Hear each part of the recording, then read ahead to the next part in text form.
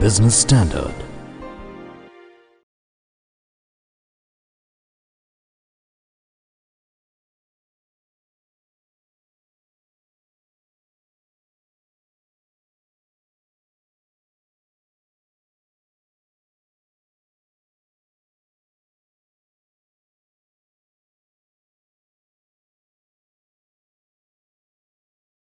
She has ambitions of becoming a brand. Business Standard.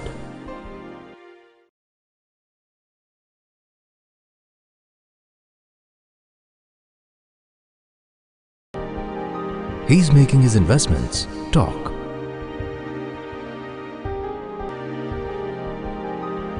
Business Standard.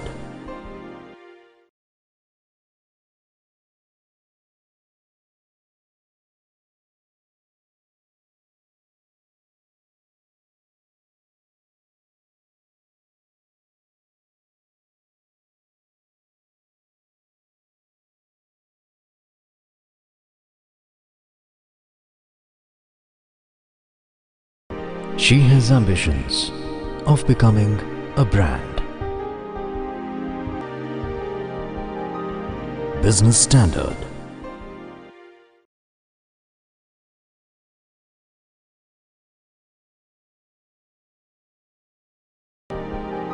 He's making his investments talk.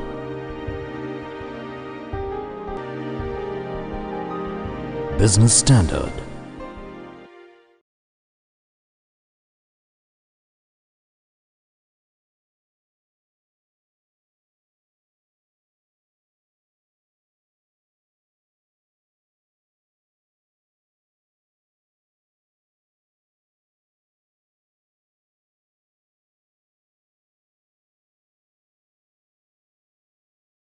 She has ambitions of becoming a brand.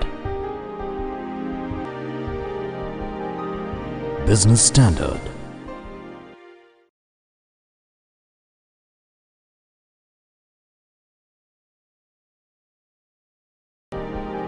He's making his investments talk.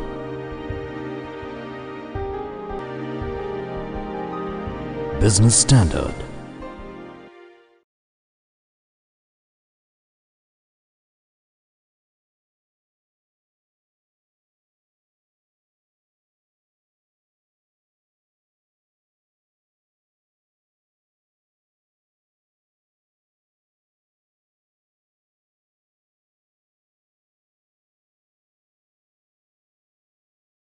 She has ambitions of becoming a brand. Business Standard.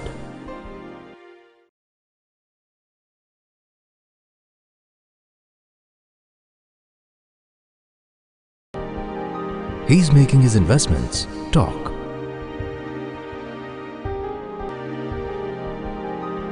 Business Standard.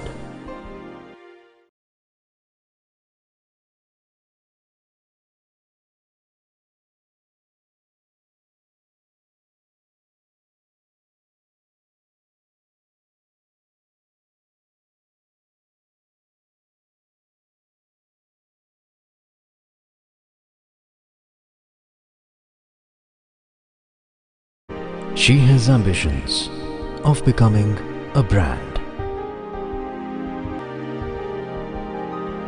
Business Standard.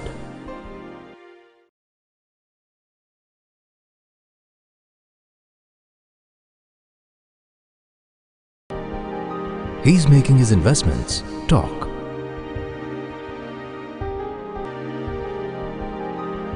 Business Standard.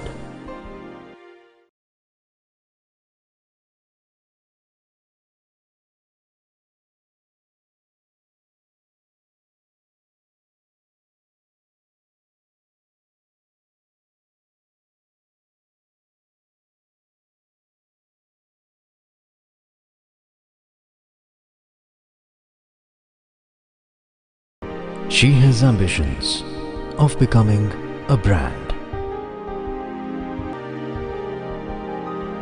Business Standard.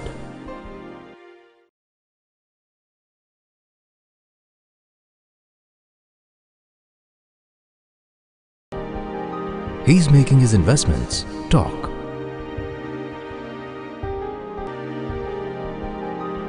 Business Standard.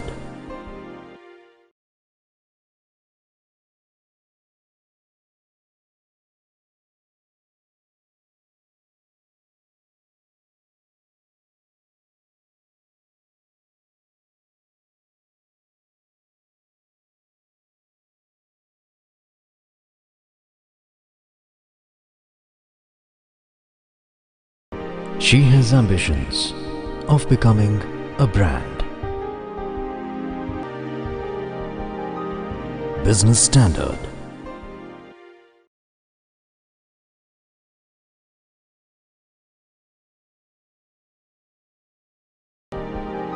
He's making his investments talk.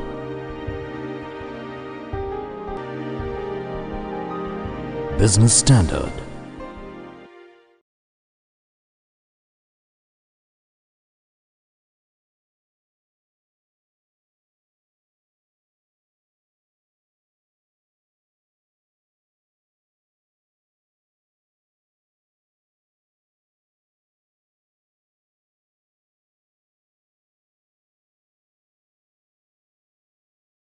She has ambitions of becoming a brand.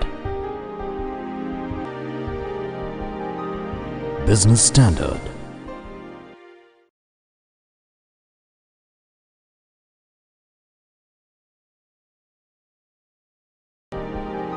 He's making his investments talk.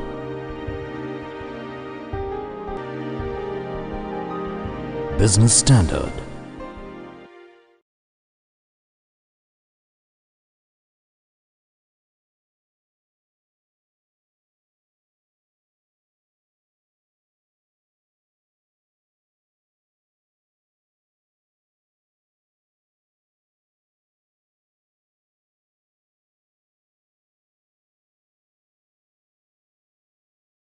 She has ambitions of becoming a brand. Business Standard.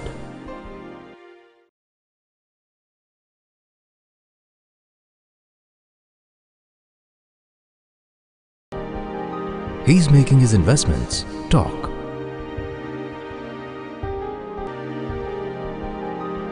Business Standard.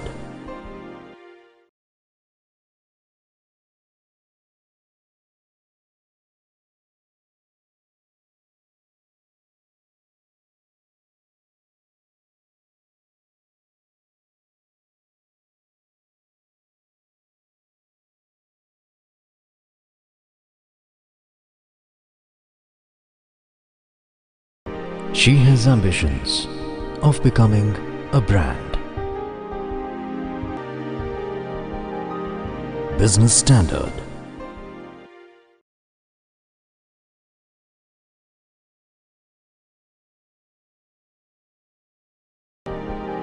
He's making his investments talk.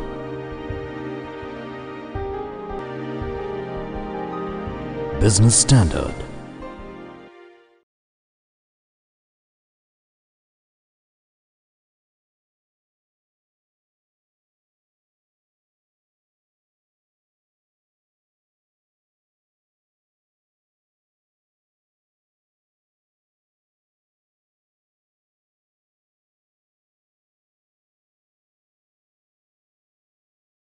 She has ambitions of becoming a brand. Business Standard.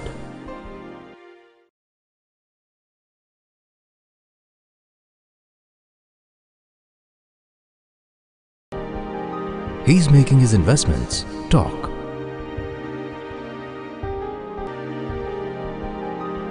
Business Standard.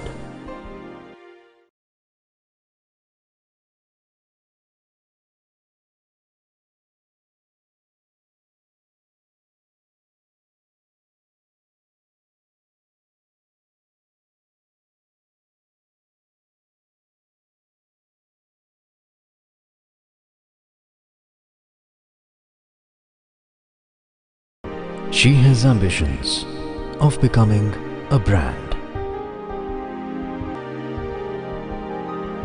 Business Standard.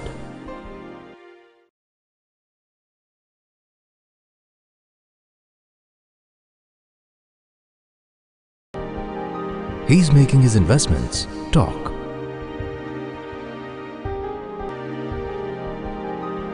Business Standard.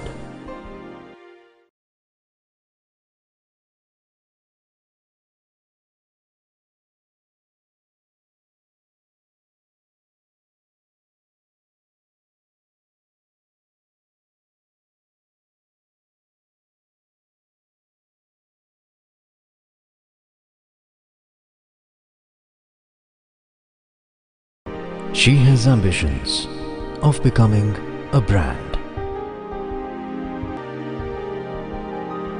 Business Standard.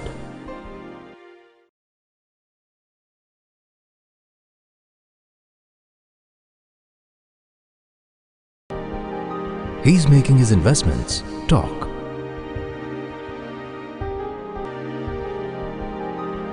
Business Standard.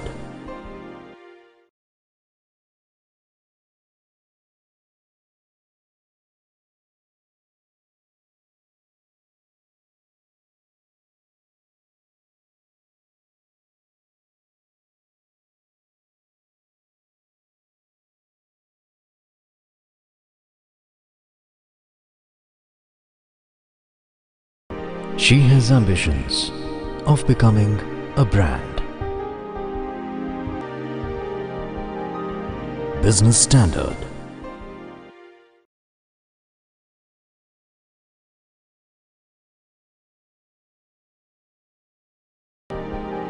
He's making his investments talk.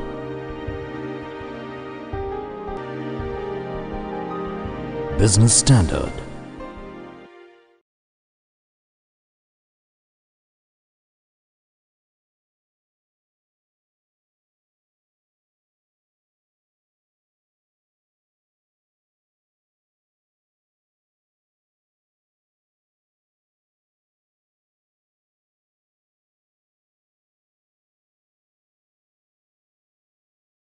She has ambitions of becoming a brand. Business Standard.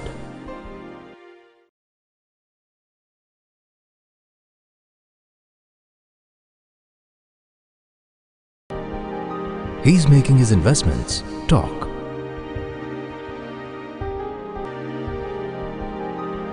Business Standard.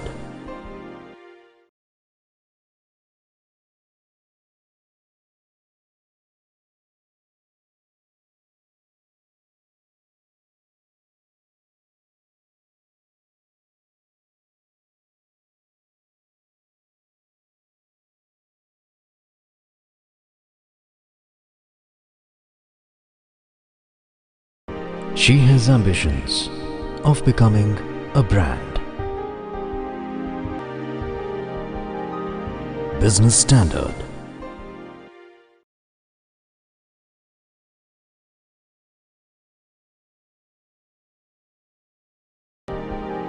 He's making his investments talk.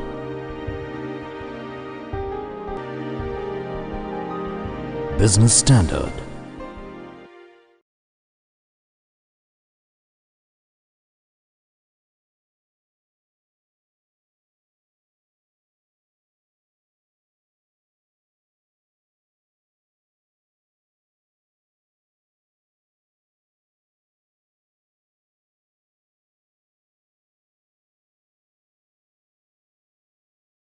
She has ambitions of becoming a brand. Business Standard.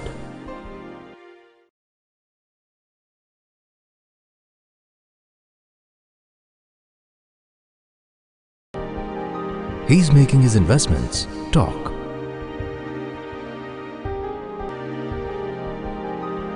Business Standard.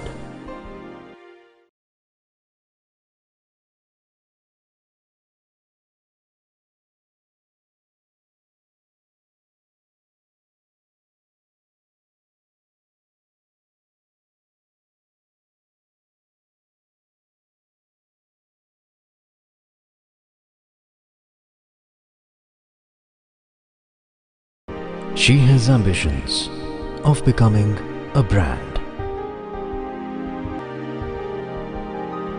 Business Standard.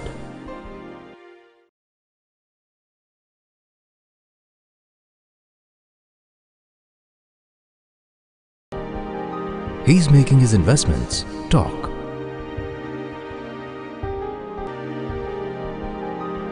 Business Standard.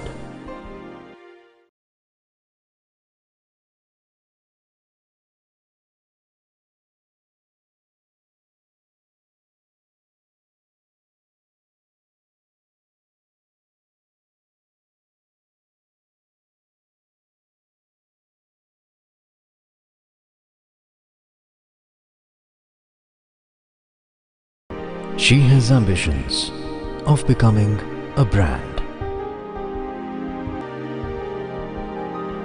Business Standard.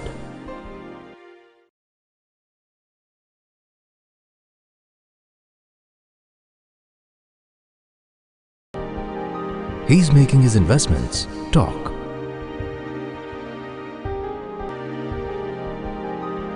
Business Standard.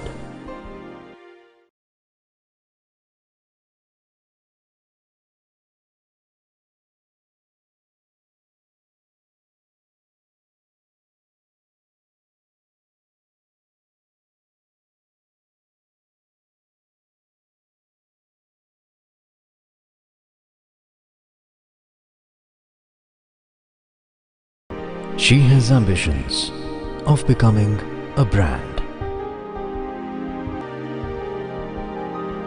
Business Standard.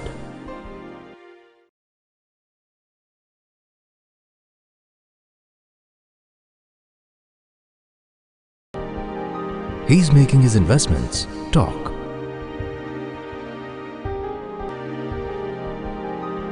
Business Standard.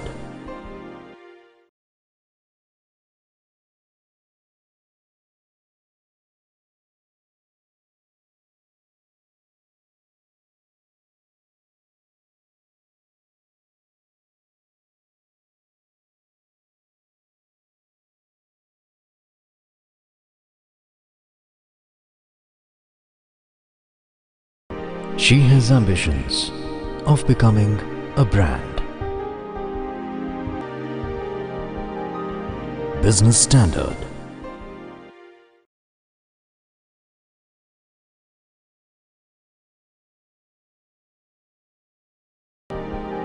He's making his investments talk.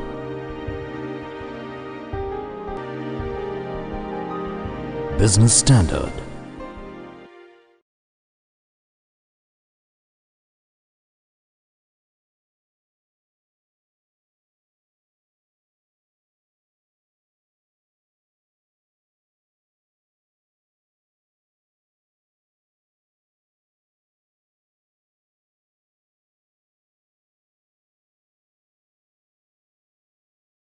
She has ambitions of becoming a brand. Business Standard.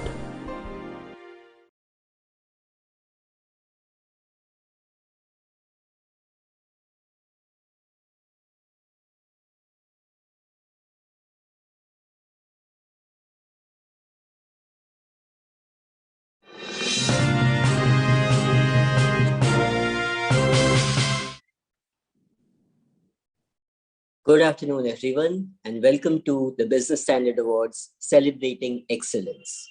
My name is Monish, your host today, and this is the 22nd edition of BS Awards. We moved the event online last year due to the pandemic, though with a silver lining of reaching out to a much larger live audience. You're watching this on bsawards.in, Business Standards homepage, and Facebook. Please use the hashtag BS Awards for social conversations. May I request Mr. Shailesh Dobhal, Business Standard Editor, to talk about the awards process, the various categories, and the juries involved in the selection. Thank you, Monish. Welcome to this special webinar on the Business Standard Awards Celebrating Excellence. We are meeting virtually today to honor the exemplary achievements of few individuals and organizations. We are grateful to all the panelists and award winners for taking time off from their busy schedules to be here and share their thoughts with us. The awards were announced earlier this year in January and February, but much like last year, could not be presented due to the pandemic. Continuing with the new normal practice this year too, we have decided to present the awards at the winners' offices and residences, which all of them gracefully accepted.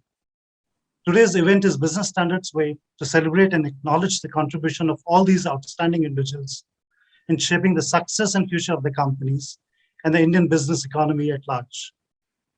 Let me turn back to the process through which we selected the winners. These awards were an outcome of a rigorous analysis of their performance judged under several parameters. The preliminary analysis was done by our in-house research bureau, and in some cases by reputed external agencies. The data arrived after initial analysis was then refined and enriched by qualitative assessment made by independent jury comprised of some of India Inc.'s distinguished names and leading thinkers. Just to say that the job of Business Standard editors ended once we handed over the data on the best candidates to the jury. The quality of thinking, analysis, and discussion provided by the independent jury truly makes Business Standard Awards a benchmark for recognizing excellence. It is something we at Business Standard are very proud of. Let me brief you on the specific award categories. A jury of 7 of India Inc.'s leading decision makers who have themselves reimagined their businesses successfully many times met virtually to select the winners of Business Standard's annual awards for corporate excellence for 2020. The jury was headed by Mr. Kumar Mangalam Birla, chairman of the Aditya Birla Group. The other members were JSW Group Chairman Sarjan Jindal, McKinsey & Company Senior Partner Naushir Kaka, EY India Chairman Rajiv Memani, Bain Capital Private Equity Chairman Amit Chandra, KKR India Chairman Sanjay Nair, and Cyril Amarchandas Mangaldas Managing Partner Cyril Shroff. The jury's task of selecting the winners was indeed a difficult one, as the shortlist across categories had very strong contenders. Business Standard Research Bureau presented the jury an information docket containing details of all shortlisted candidates. The shortlisting was done on the basis of top line and bottom line growth and other financial criteria, including market cap, returns on net worth, and capital employed. Needless to say, the bar was set high. As jury chairman, Mr. Birla said, and I quote, "The jury deliberated for some time to choose the winners of the year.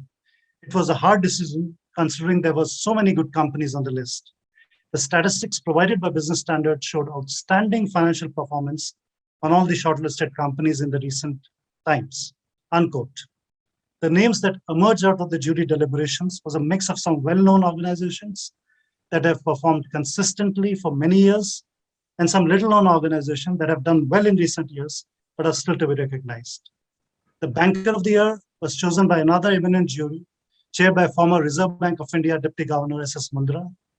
Other members were Vice Chairman and CEO of HDFC, Keki Mistry, Chairman and CEO of Edelweiss Group, Rashesh Shah, former State Bank of India Chairman Prateek Chaudhary, and ICANN Investment Advisors Chairman Anil Singhvi.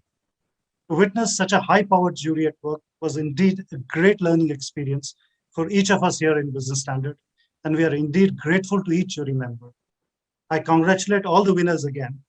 Thank you very much. Over to Munish, our MC for the day. Thanks. Thank you, Mr. Doval.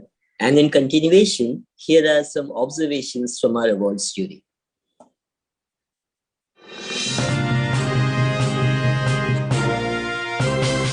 We had a very interesting list in each category to choose from, and as always, there is always an interesting debate. I think we've got some very credible winners. Each one of them has made a very definite contribution, of course, in terms of the business, but also in terms of being at the forefront in some way or the other of the industry that they're in. So it was a very intellectually stimulating process. This jury, led by Mr. Birla, done it for a couple of years. I think what we like the best about the process is that Business Standard does a very thorough job in researching the numbers, kind of prioritizing and sequencing them nicely to make it very easy for the jury members to to spend substantial amount of time discussing the pros and cons of the companies, their differentiating features, their competitiveness, their sustainability, and in the case of the CEOs, the intrinsic qualities.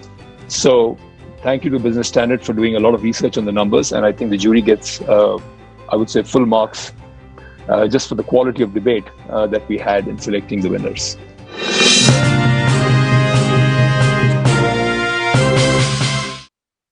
We will now present a showcase of all the winners. Ladies and gentlemen, the jury wides in these showcases were recorded at the time of the jury meeting, and the acceptance speeches when the trophies were given to the winners. And now presenting the Best of India Inc., the winners of Business Standard Awards.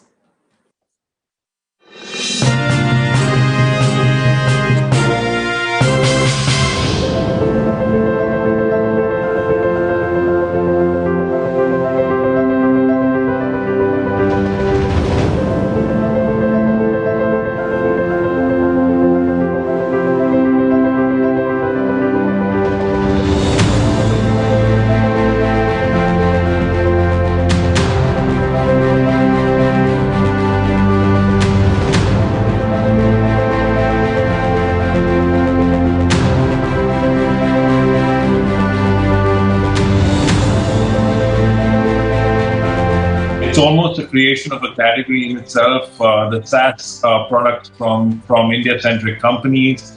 And what Freshdesk has particularly done in a COVID-hit world to essentially continue to improve customer experience, sales and marketing, IT management, a whole range of areas effectively, remotely for many SMEs and large institutions around the world has been simply fantastic. And that's why we congratulate Freshdesk and the management team on this award.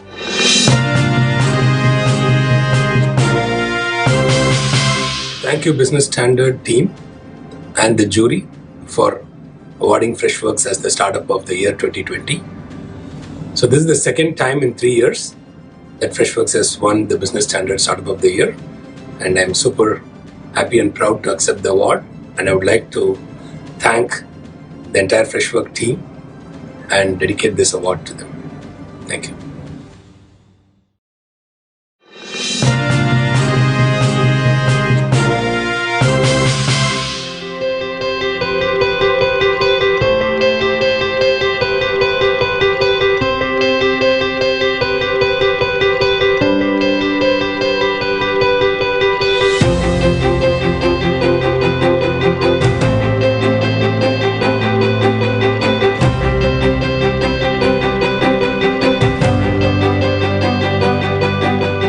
It's had a phenomenal year for the last 3 years in growth in revenues as well as in profitability, resulting in an outstanding value creation for shareholders.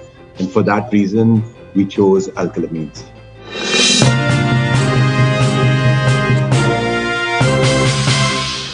I want to thank the Business Standard group of companies and the juries for member of the juries for selecting me to get this award, this prestigious award, which is for me a very high point in my life. I am a chemical engineer, and it was for me to start something new, a new company right from scratch was a personal achievement. And I must thank my team at Alkylamines, my family members, and my alma mater, Department of Chemical Technology, for giving me the strength and knowledge and encouragement for going ahead with my career. So I hope that others have similar type of aspirations like I have and give something to the country where they are brought up. Thank you very much.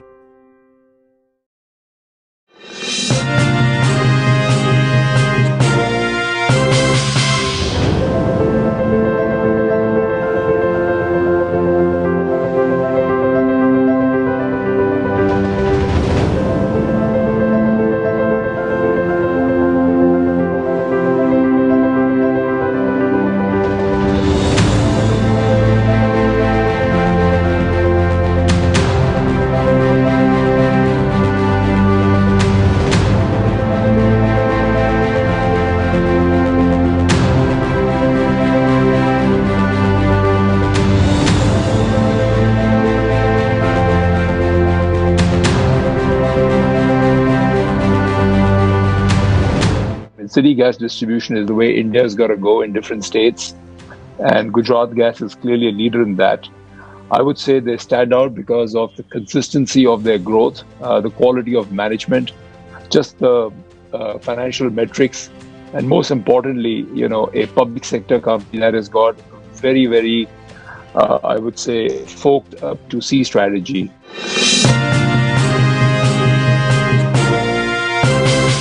I am deeply honored and humbled to receive this prestigious award.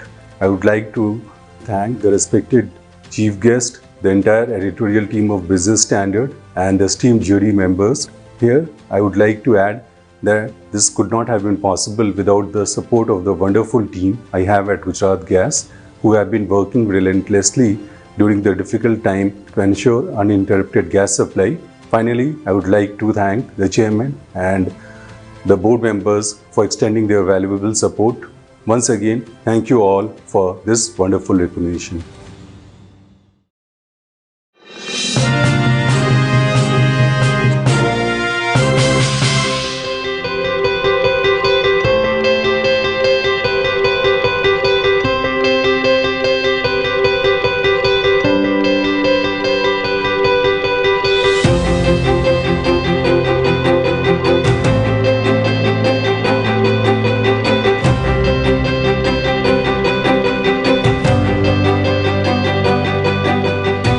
What Whirlpool has really done, consistently delivered very, very strong financial results.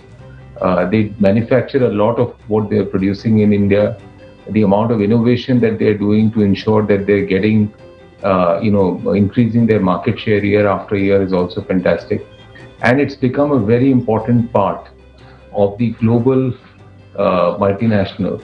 And it's contributing more and more in terms of innovation, in terms of the financial performance results. So for all those reasons, I think the jury decided to go in for Whirlpool as the Star MNC of the Year.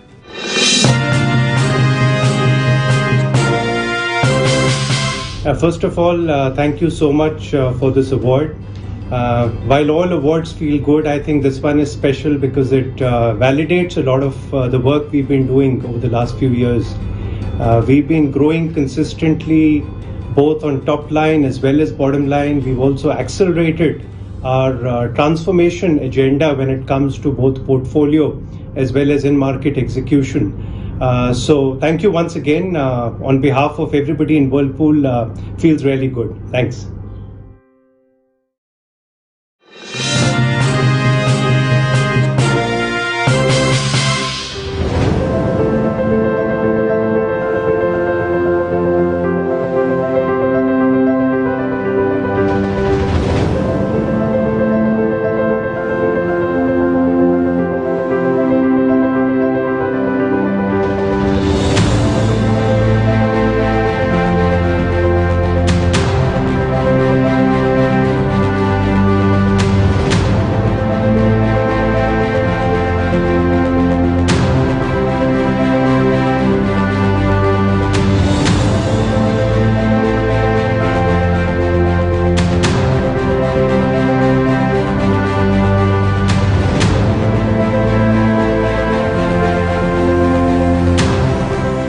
I think in terms of doing so well in a highly competitive industry and a spectacular achievement last year in terms of repositioning itself in the industry. Clearly in a post-COVID world, with the rise of the importance of technology and digital, there will be a focus on everything technological and digital, and I think HCL stands out. So very well-deserving candidate.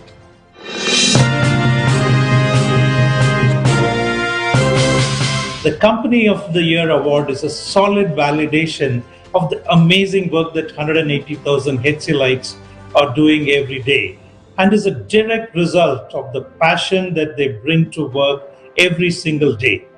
To be adjudged best among some of the most successful and innovative companies is a matter of great pride to me and each one of us at HCL Technologies.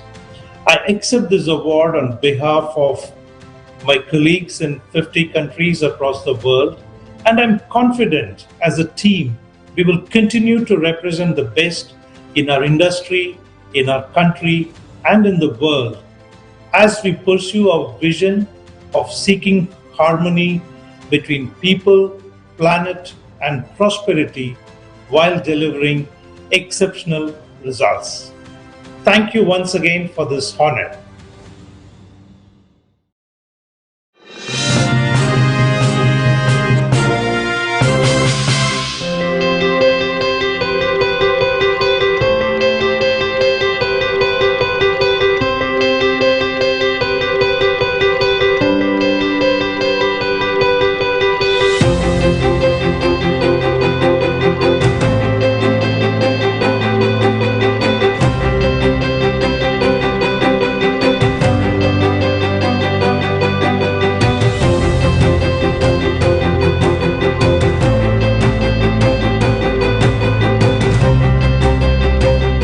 What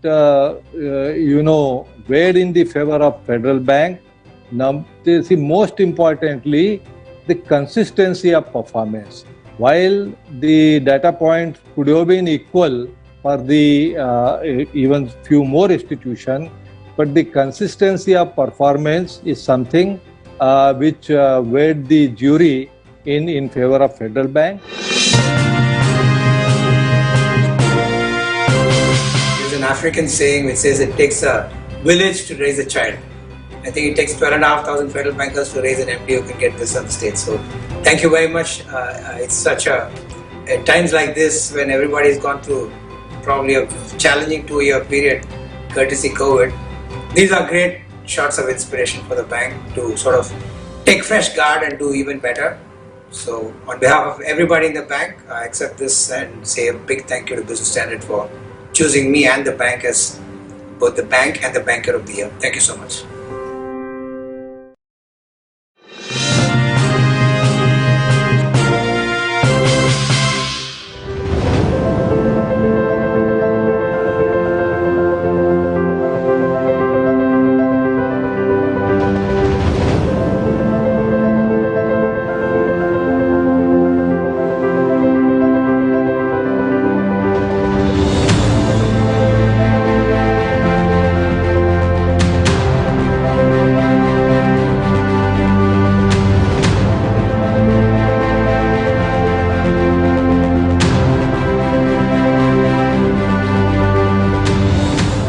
CEO of Asian Paints, he has really brought Asian Paints to a different level, and it's remained a leader in its area of activity, and absolutely clearly he gets the CEO of the Year award.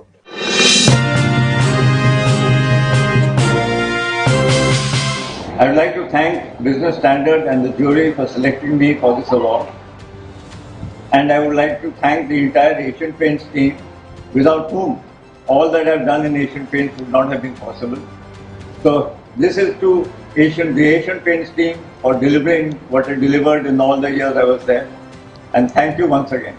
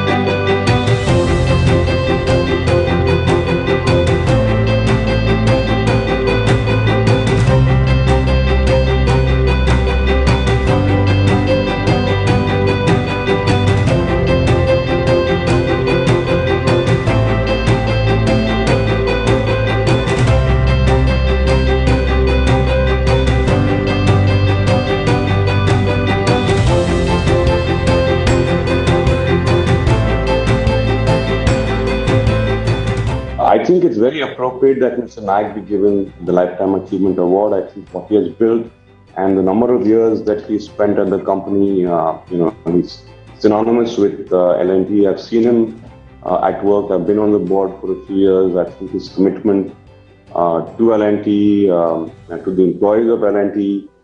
Also, his contribution in the space of engineering in particular has been truly outstanding. So I think it's a very well-deserved award.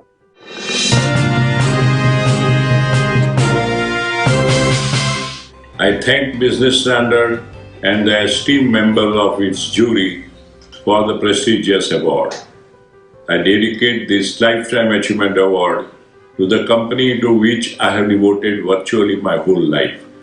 Having served it for over 5 decades and led it for last 2.5 decades, I am happy that since I took over as a CEO in '99, L&T has aligned itself more closely with national priorities and consistently added value to all the stakeholders. Nowadays, I dedicate a large part of my time to philanthropy. The trusts I have set up are making a difference to society in healthcare, education, and skill building. Once again, my thanks to Business Standard for honoring me with this prestigious award, and hope that it inspires many in the industry to commit themselves to the task of building a new India. Jai Hind. What a stellar cast. Ladies and gentlemen, those were the winners of Business Standard Awards. Most of the winners are with us today and will be in a panel discussion very soon. For now, may I call on Mr. Dobhal again to welcome our chief guest, Dr. Vivek Debroy, Chairman, Economic Advisory Committee to the Prime Minister. And before that, we will take a few questions from the audience for the chief guest after his keynote. If you're watching it on bsawards.in, please send your questions in the questions box on the website. Mr. Dobhal. Thank you, Monish. I have the honor and pleasure to welcome Dr. Vivek Debroy as the chief guest and keynote speaker at this virtual webinar on Business Standard Awards, Celebrating Excellence. Dr. Debroy needs no introduction.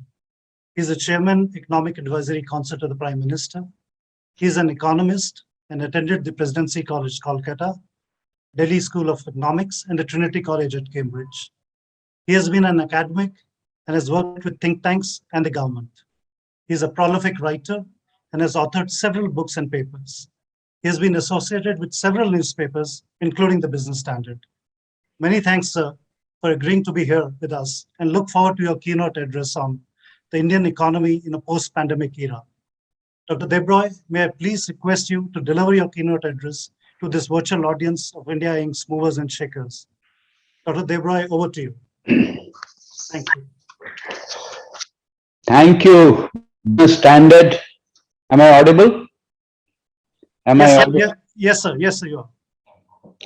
Thank you, Business Standard, for having invited me to this awards ceremony and for having shown me the honor of asking me to be the chief guest. All said and done, I personally am a bit tired of these virtual events. I hope that soon we shall revert to physical events which remind us less of windows popping up, shutting, a bit like 9 p.m. primetime television. Apart from anything else, you cannot really see who is attending and who is not. This has been labeled as a keynote address. I actually hate the expression keynote because the expression keynote tends to suggest I have some magic key that will open all the locks. I have no such key. I will instead flag some issues that seem to me to be important in terms of the economy, in terms of Indian society as we stand in the post-COVID era. But before that, let me congratulate Business Standard for having decided for several years now to confer these awards. And indeed, as was mentioned in the introduction, my association with Business Standard goes back many, many years. 1995, which seems decades ago to be precise, soon after the 1991 reforms. The preamble to the Constitution, the preamble to the Indian Constitution begins, "We the people." It does not say, "We the government," which means that India will be a more prosperous country. India will be a better governed country. India will be a country where poverty declines and there is employment and there is better governance, not only because of what governments do, but because of what people do. As the Prime Minister recently said in his 75th Independence Day speech from Lal Killa, Sabka Prayas. And that contribution to society, which is recognized through the awards, is also part of our tradition. In our tradition, we are familiar with two expressions, Ishta and Purti, which we were supposed to engage in, not because of the danda of corporate social responsibility, but because it was our duty to do so. What is the difference between Ishta and Purti? Ishta is a bit like sacrifices, Purti is like civic works. And those are part of our tradition, which we were supposed to do. And what these Business Standard Awards do today is to recognize exceptional individuals who have done this in that Sabka Prayas template of making India a better place. The title of the talk says post-COVID. So let's pause for a minute on this post-COVID bit. COVID was an exogenous shock which took everyone in the world, every country in the world unawares, India being no exception. It was a completely unforeseen exogenous shock. Many, many years ago, Queen Elizabeth used the expression annus horribilis. And some years down the line, Kofi Annan also used the expression annus horribilis, which means horrible year. Neither Queen Elizabeth nor Kofi Annan coined the expression. The expression is much older and it stands, as I just said, for annus horribilis.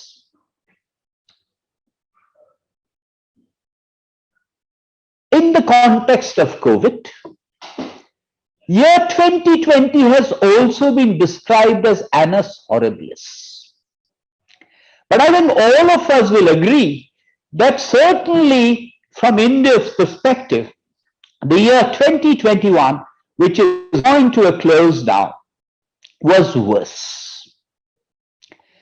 The counterpoint, so to speak, of annus horribilis, the counter expression, so to speak, is annus mirabilis, which means the wonderful year. And this is the title of a famous poem that John Dryden wrote in the year 1666. Mind you, 1666. 1666 was a year when the plague, quite a bit of a coincidence that, when the plague struck London. 1666 was the year the Great Fire struck London. In the midst of this, why did John Dryden write this poem, Annus Mirabilis?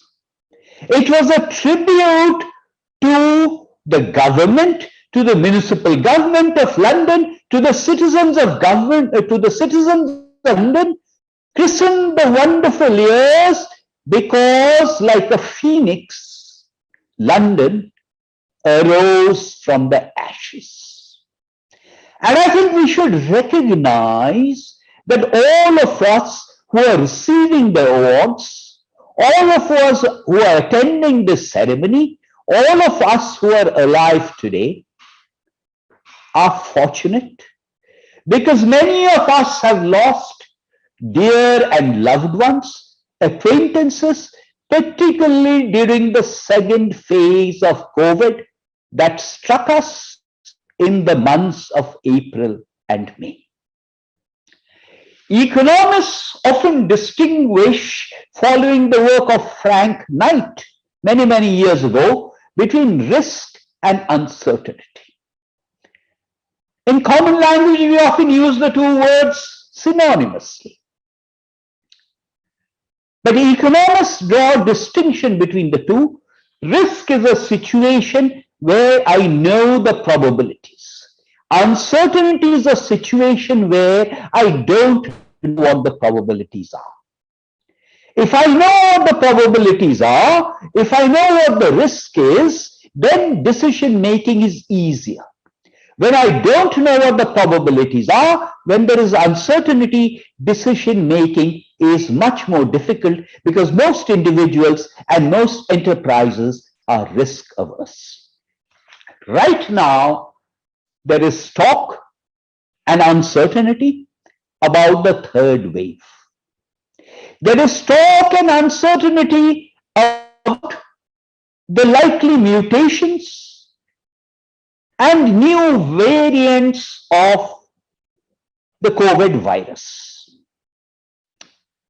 Without throwing caution to the winds, without indulging in irresponsible social behavior, I think we should not be unnecessarily pessimistic. What does a third wave mean? A third wave can be defined in terms of infections. It can be defined in terms of deaths. Infections can, of course, happen, may very well happen, but I do not think that death numbers will ever be the kind of death numbers that we witnessed during the height of the second phase. A, vaccination numbers are very impressive, and B, the medical systems are far, far better equipped today. And C, there is a great deal of heterogeneity within the country. Therefore, in terms of the impact on economic activity, I do not think we are in a position where we'll ever see the kind of all India lockdown that we witnessed during the first phase. Therefore, I think the economic impact of whatever third wave is not going to be that much. It is not going to be significant enough. The obvious question to ask now is, what is happening to the Indian economy? When we ask what is happening to the Indian economy, and this is a particularly pertinent question because in a few weeks from now, we will have the budget, the union budget. In terms of what is going to happen to the economy, I think the question to ask is, are we talking about 2020-21 or are we talking about 21-22? In 2021, I believe that the real rate of growth will be in the vicinity of 10%. Give or take perhaps half a percentage point in either direction. Now, some of you will argue that, look, I find this difficult to believe, but do remember, a growth rate is expressed as year on year. So if there was a decline and the economy is reviving, then just the compensation for the decline will lead to a rate of growth of about 7%. So whatever happens in 2020-21 and to a certain extent in 21-22 is a mirror image of the decline that had occurred before. That is the reason I'm fairly confident that in 2020-21 we will have a real rate of growth of around 10%. The more interesting question to ask is what is likely to happen in 21-22. Do you recognize, and for an audience that is a BS audience, I do not need to recapitulate the numbers. Quite blatantly, there has been a revival, and the indications are fairly robust across sectors, across a wide variety of indicators. The only exception might be, and I'm talking about growth now, the only exception might be contact-intensive sectors. Contact-intensive sectors like travel, like tourism, and even these contact-intensive sectors, despite international inflows being subjected to certain restrictions, even those contact-intensive sectors are showing signs of revival. So going back to 21-22, 21-22 also, partly because of the base effect, and I should repeat and underline so that you don't misunderstand me, the entire real growth is not because of the base effect.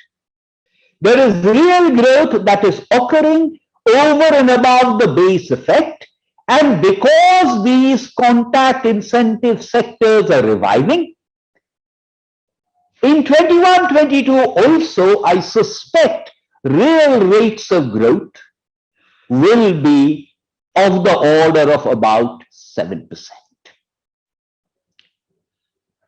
I think there are two questions that are pertinent, and these two questions that are pertinent are, A, since 2014, a whole lot of measures have been introduced to clean up the system. Whether it is clamping down on shell companies, whether it is GST, whether it is greater scrutiny of tax transactions, whether it is RERA, all of these are attempts, A, to curb on evasion, B, to curb fraudulent activities, and C, to bring more and more individuals and enterprises into the tax net. India is going through several transitions. Transition number one is an informal to formal transition, and I will not get into the definitional bit of formal or informal and take it as a given. So there is a transition that is an informal to formal transition. The second one, the rural to urban transition. The third one is within agriculture, a transition away from crop output, particularly food grain output, to commercial crops, a diversification, and even employment that is off farm. And the fourth kind of transition that is happening is a switch from unsustainable subsistence level self-employment to wage employment. Obviously, the extent of this transition varies from one part of the country to another part of the country because we are talking about a heterogeneous country. But to come back to the point I was making, any cleaning up has medium-term efficiency gains. In the short term, any cleaning up, whether we like it or not, has costs in terms of reduced growth. Let me state that again. In the medium term, the cleaning up is desirable because of efficiency gains. In the short term, maybe costs. So that's point number one. Point number two is that in addition to this cleaning up, many of the initiatives this government, and I keep saying this government because the government that came into power in 2019 is, in my perception, a continuation of the government that came into power in 2014. This government has embarked on schemes can be broadly called supply side. Supply side schemes have time lags. They have time lags, particularly in the case of physical infrastructure. From earlier studies, we know that the time lag is anything between 18 months to 2 years. So the question before us is, post 2022-23, which I've already mentioned, what kind of growth trajectory are we on? I've already talked about 2020-21. I've already talked about 2022, 2023. I'm now asking the question, beyond 22-23, what kind of growth trajectory is India on? Is it on a real growth trajectory of 5.5%, or is it on a real growth trajectory of 7.5%? I'm not suggesting this as a binary because this can be incremental. But in answering that question, I think the position will depend on what our views are about the cleaning up and the churn. Is that already over, or has COVID merely postponed it by 2 years? And B, is the supply side part of it already there, or does one have to wait because COVID was a dislocation of 2 years? All said and done, another way to look at it is we have lost 2 years of development. We have lost 2 years of growth as a result of the pandemic. 1 year of decline, the second year of recovering from that decline, and in the process we have lost 2 years in adhering to the 2030 SDG targets. We have lost 2 years in terms of attaining the $5 trillion GDP target. So those 2 years, however defined, have gone. I think what COVID demonstrates is governance issues that are endemic to the system. These are governance issues that should have been sorted out many years ago. COVID and the pandemic merely triggers a discussion and a debate on underlying governance issues. Governance is partly about participation by citizens, but it is also partly about what government should do. What is the primary role of governments? The primary role of governments is to deliver what are called public goods and services, because the market will not deliver them. And in addition, I'm not using the word public goods in a strict economic sense, but in a more loose sense. And in addition to that, subsidize those who cannot pay for the legitimate prices.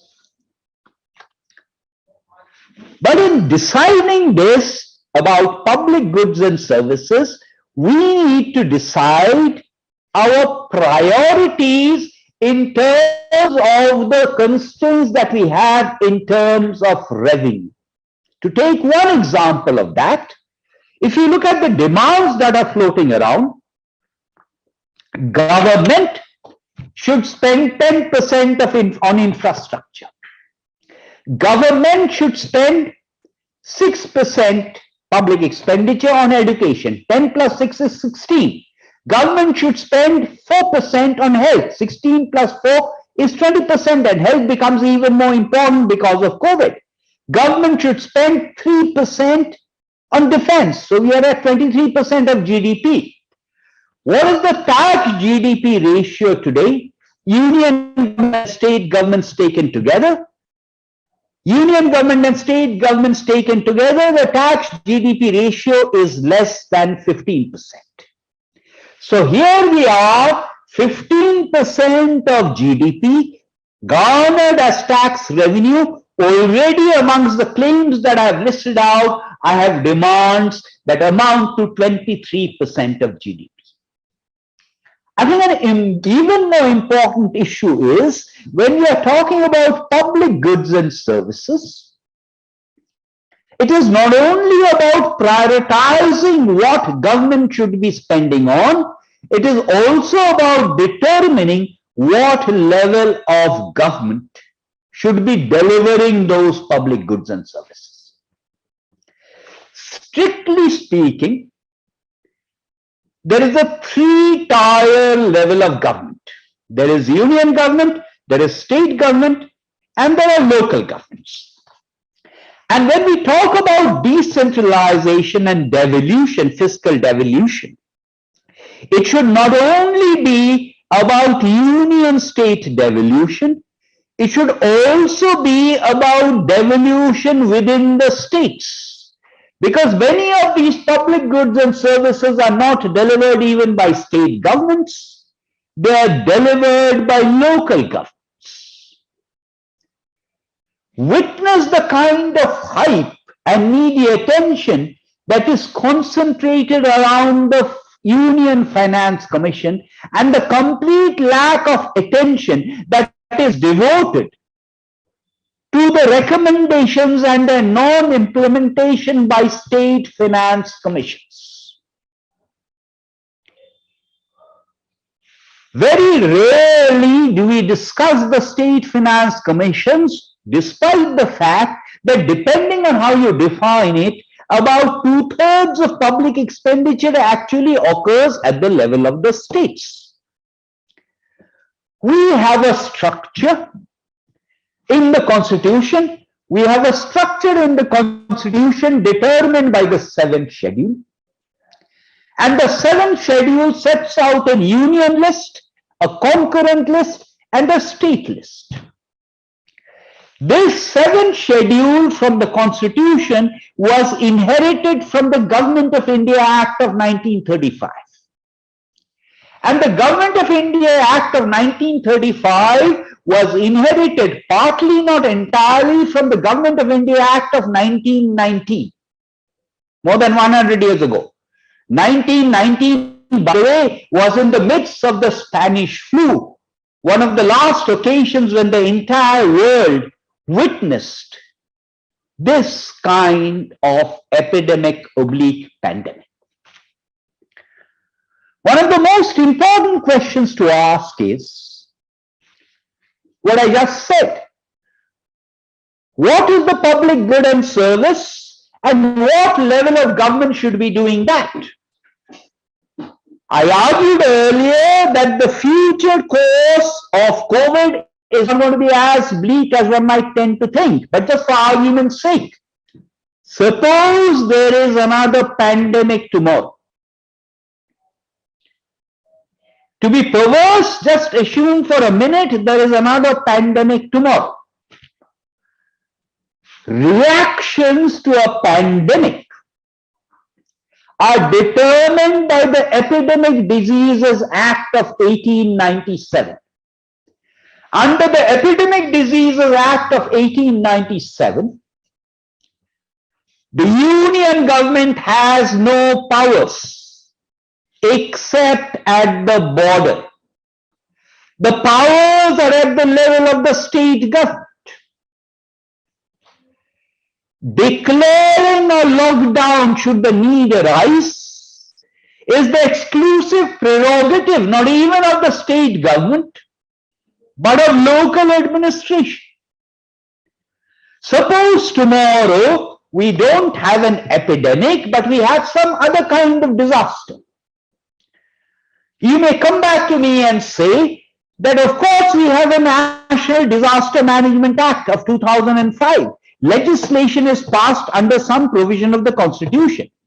Under what provision of the Constitution was the National Disaster Management Act of 2005 passed? It was passed under the entry of Social Security.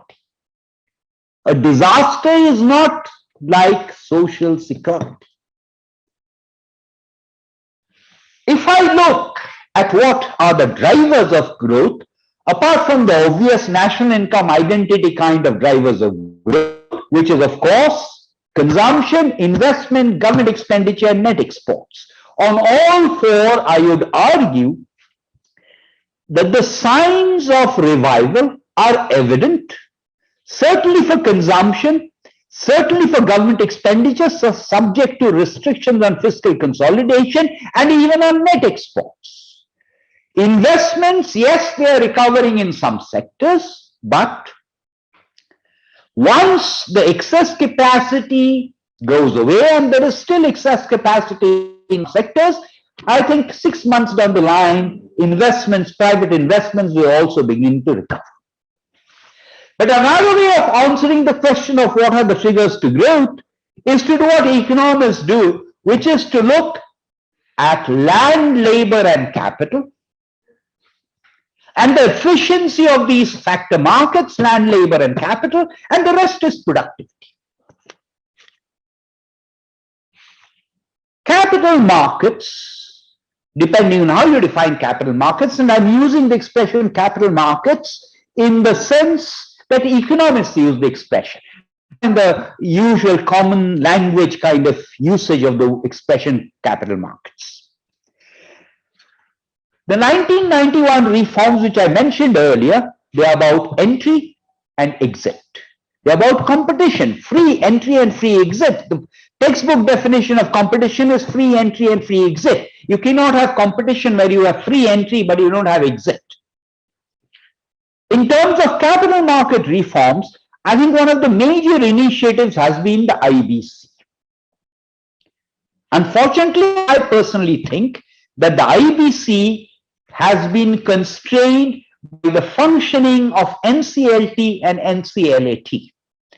I do not have the time to digress on those issues, but I think in terms of reforms, we need to talk about the judicial system and reform of the judicial system, because the judicial system, with an efficient system of dispute resolution, has to punish the mala fide and protect the bona fide decision making within a stipulated period of time. But if I look at land and labor, land is completely a state subject. A lot of people have been agitated about the farmers' agitation. What is the definition of farmer? The definition of farmer in any state in the country is contingent on the ownership of agricultural land. And there are states in India where we know we have the technology. We can match the revenue records with satellite imagery. We have modern tools to completely modernize the process. But there are some states where the last cadastral surveys have been held in the 1910s, more than 100 years ago. There are some states, there is one state where land revenue has been abolished and no one batted an eyelid. If land revenue is abolished, I will never get a handle on who owns land and does not. In other words, we do not have a coherent and cogent definition on who is a farmer. And I personally think it's an important issue. Similarly, look at labor. There is a complete variation in the way labor laws work in states. Yes, labor laws that were under the purview of the union government have been consolidated into 4 acts now. I have given you these examples to illustrate that I think we need to have a debate on what I mentioned earlier. What are the priorities for government expenditure and what are the important items of government expenditure? Which layer of government should deliver that expenditure, and therefore the 7th schedule. Is health important? Should the union government spend on health? Everyone after COVID will say, yes, health is important, the union government should spend on health. But health is completely in the state list. If health is important and the union government should be spending on health, isn't defense important, and shouldn't the states be contributing their share of defense expenditure? I'm just citing these examples to illustrate the point I'm making, that in consultation with states, I think it is high time, just as the GST Council, whatever be your views on GST, as a decision-making process, I think it's been phenomenally successful. I'm not talking about rates and whatever. As a decision-making process, I think it's been phenomenally successful in terms of involving the union government and the state governments. I think it's time we have some forum to have that discussion in expenditure, because every economist before the budget will say government should spend more on capital expenditure. There should be counter-cyclical fiscal policy. Meaning what? Capital expenditure at what level? Union government level, state government level? Something that is revenue expenditure at the level of the union government might actually be capital expenditure at the level of the states. Capital expenditure at the level of the states may take 3 years, by which time the issue of the counter-cyclical fiscal policy is over and done with. If one looks towards the budget,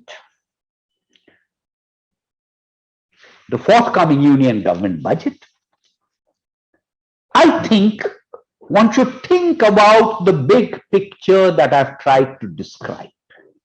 And the big picture is partly about taxes. GST, I will not say much because there's a GST Council, except to point out that when there were calculations done by the then Chief Economic Advisor, the revenue neutral GST rate should have been at 17%. What is the average GST rate now? It is 11.5%. Obviously, the system is not tenable. If I look at direct taxes, what really needs to be done is a complete overhaul of removing all exemptions. But the normal tendency of every individual and every enterprise is to say, retain the exemption for me, but remove the exemption for others. You do not have genuine tax reform with that. And related to this is the question of government expenditure.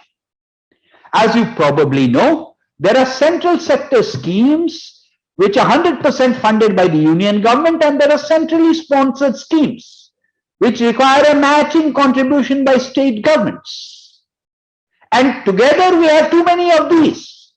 So in terms of the point that I mentioned earlier, priorities, we need to decide what is important for union government, what is important for state governments. Union government should be spending on areas that are in the union list of the 7th schedule, not on areas that are states.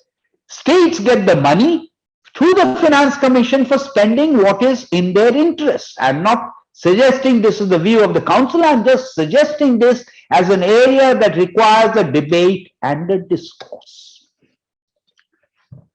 Going back to growth, I shall fail in my task if I do not mention that while the growth revival is happening, while there are robust signs, there are concerns on the labor market.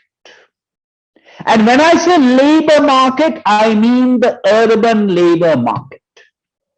I do not think anyone can convincingly argue that despite COVID, the rural sector is worse off because of the large number of public goods and services that have been delivered by governments to the rural sector, physical, social infrastructure, other kinds of things documented by Economic Survey in the Basic Necessities Index, validated not only by dashboards, validated recently by the 5th National Family Health Survey.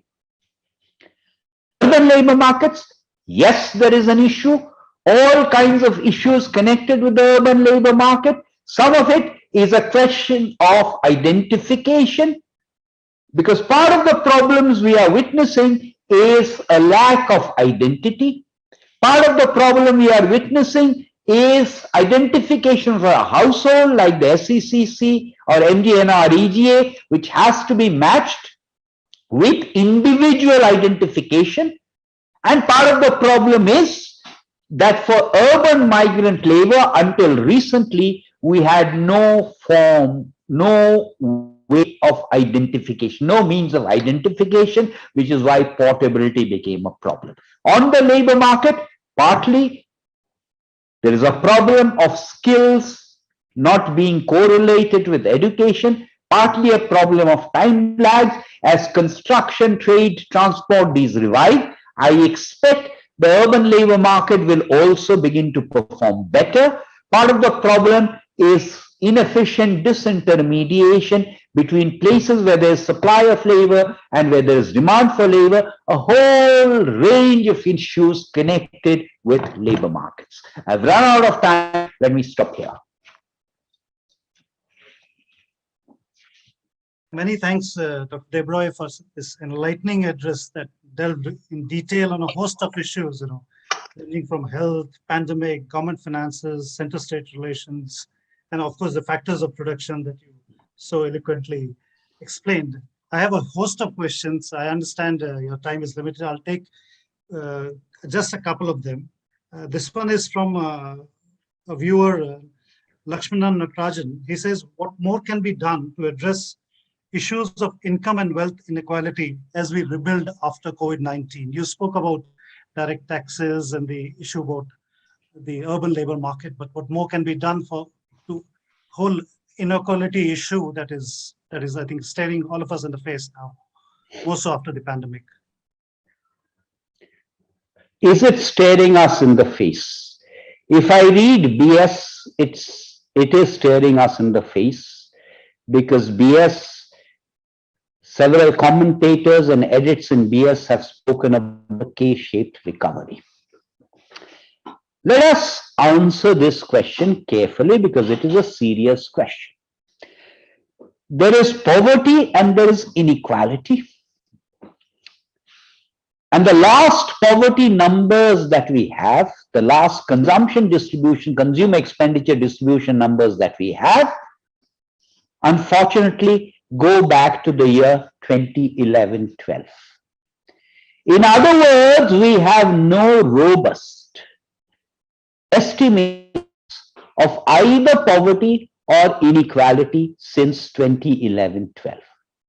The recent multidimensional poverty index does not enable one to track over time. So let us take poverty first.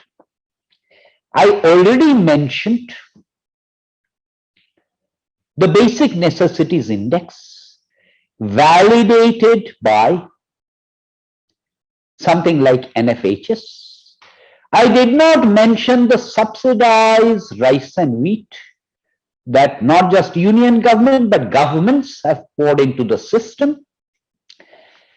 If despite that someone says that poverty in India because of COVID has increased dramatically, and I'm on poverty now, poverty in India has increased dramatically, and there are figures floating around that 200 million and more people have been pushed into poverty because of COVID, I raise my eyebrows, because I do not know where such numbers come from. Of course there is poverty in India, of course there is inequality in India, but you will have to demonstrate to me that COVID has worsened it. And I find no evidence. I see evidence in other countries. For India, I find no evidence. Assuming there is an exogenous shock, we have studies to show that whenever there is growth, people who are pushed above the poverty line are people who are just below the poverty line. They are the ones who are pushed above the poverty line, not individuals and households who are far away, who are distant. I'm perfectly prepared to believe that as a result of an exogenous shock, particularly because there is private expenditure on health-related matters, that people who had moved just above the poverty line moved below the poverty line. As a hypothesis, I'm prepared to believe that. But by the same token, when there is growth, these people will be moved above the poverty line. So yes, poverty is an issue, but I do not think we should be alarmed. Now, inequality. One of the more inequality, unlike poverty, is a relative issue. The best way to address inequality, in my view, is not to address inequality, which is a reflection of outcomes, but to address inequity, which means everyone must have equitable access to physical infrastructure, social infrastructure, various other things, and the subsidies for those who are necessary beneficiaries under SC, identified through SECC. Is there any evidence that inequality has increased? I don't think so. What we do have evidence for is a problem with the urban labor market. So that would be my response. And the specific response is there are a whole lot of things we need to do to clean up urban labor markets. And in addition to that, there is a time lag factor. Thanks, Vibhor. The second question is, you spoke about 10% real growth this year and 7% in FY23. There's a question which says that how badly do you think has pandemic impacted India's medium-term potential growth, or has it impacted India's medium-term potential growth? I think it depends on what one means by that. If one is saying that, look, as with the Spanish flu, we know the impact of mortality. We do not know the impact of morbidity, which can last for years. Yes, of course. So we don't know what it has done to health outcomes for people who have survived. And this can last for several years. Quite obviously, as I argued, it has knocked out 2 years from our development trajectory. So 2 years have gone. The question to ask, and this is the way I would take the question, is after these 2 years are over and done with, and we have recouped what we lost because of the pandemic, how has India's growth trajectory been affected after beyond these 2 years? I don't think beyond these 2 years, the underlying growth trajectory will have been affected much. Meaning, I see no reason to believe why the growth trajectory after these 2 years, or perhaps not 2 years, perhaps 3 years, should be different from what it was pre-pandemic. I'll just take 2 more questions. What is your view on how serious is the inflation threat? The WPI print has already come in at close to 14%. I'd like to know your view. One of the viewers here, Asit, would like to know your views on the inflation threat. Let me say that if one is thinking of growth and if one is thinking of inflation, I would be more concerned with the revival of growth and how robust is that revival of growth. I do not think the inflation numbers, despite what was said about the WPI, the inflation numbers are that worrying today. If the point that is being made is that there should be greater integration between monetary and fiscal policies, the answer, of course, is yes. If the point is being made that some of this inflation may have nothing to do, may not be amenable to the use of monetary policy instruments, that also is accepted. After all, there is the MPC, and the MPC will decide its own trade-offs in terms of what is important growth vis-a-vis inflation. Personally, I will not be worried that much about inflation right now. I'll take the last question. Corporate capex hasn't picked up as fast as government would have hoped to happen in that sense. What's your view? Our audience is all India Inc. What's your view to, or a message to India Inc. as far as capex is concerned? I think it depends a little bit on the sector. There are some sectors where capex has picked up. I already made this point about excess capacity easing as demand picks up, and then the capex will also pick up. If I look at something like import of capital goods, I'm not persuaded that there has been no pickup in capex. What I would, however, like to flag is something that is not directly in the question, but nonetheless, I would take this opportunity to flag this. Yeah. Is you said government capex. One particular capex that is flagging is capex at the level of state governments. And there may be complicated reasons for that, but certainly state government level capex expenditure has suffered as a result of the pandemic. And this is important because government capex, not just union government, even state government capex, is a necessary trigger, is a necessary catalyst to ensure private investments. Well said. Thanks, Dr. Dobre, so much. I could go on and on. There's so many questions, but we need to move to a different section. Thank you so much, Dr. Dobre, once again. Thank you. Monish, over to you. Thank you, Mr. Dobal, and many thanks, Dr. Debroy, for all the insights. Coming up, a very exciting discussion with the BS Awards winners on new challenges for India Inc. in a post-pandemic era. We will again take a few questions for the panelists after the discussion. Please send them in the questions box on the website. May I now request Mr. A.K. Bhattacharya, Business Standard Editorial Director, to start the panel discussion. Thank you, Monish. We had a wonderful, scintillating presentation from the Prime Minister Economic Advisory Council Chairman, Dr. Bibek Debroy. Actually set our minds thinking. What I would do in this session is first introduce our panelists to the audience. We have Mr. KBS Anand, who is the former MD and CEO of Asian Paints, who was the CEO of the year. Thank you, Mr. Anand, for joining us. Pleasure. We have Mr. Shyam Srinivasan, who is the Managing Director and CEO of Federal Bank, our Banker of the Year. Thank you, Mr. Srinivasan, for being here with us.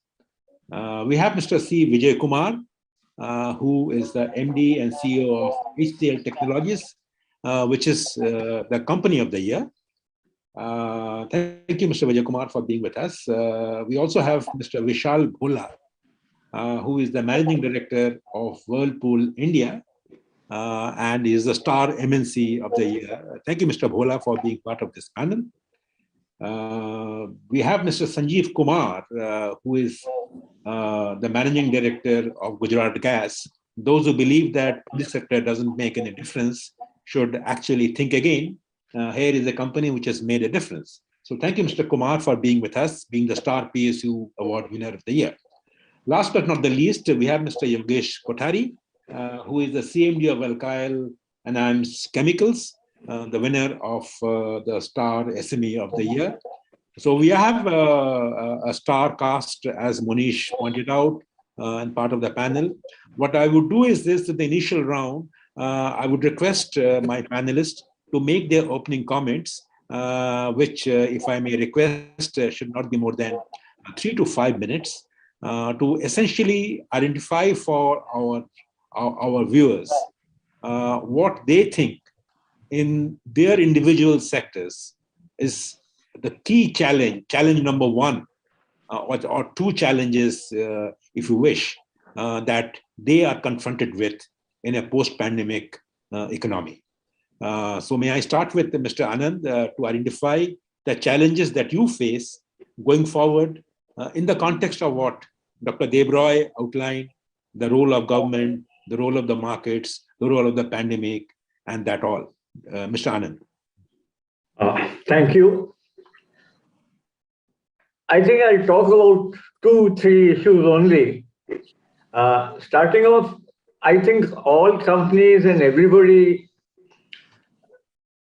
it's never again going to be business as usual. What the pandemic has shown us, and not just the pandemic, it's an increasingly VUCA world. The pandemic has been one. There's been the impact of climate change, cyclones, floods, rains, droughts, massive fluctuations in prices of raw materials like crude, freight, interest rates. If the Fed increases interest rates tomorrow, what will happen to the dollar-rupee parity? What will happen to India? World economy, GDP growth rate fluctuations, the Indian economy, GDP growth rate fluctuations, the situation between China, US, Russia, the implications of the green economy, when will carbon tax come,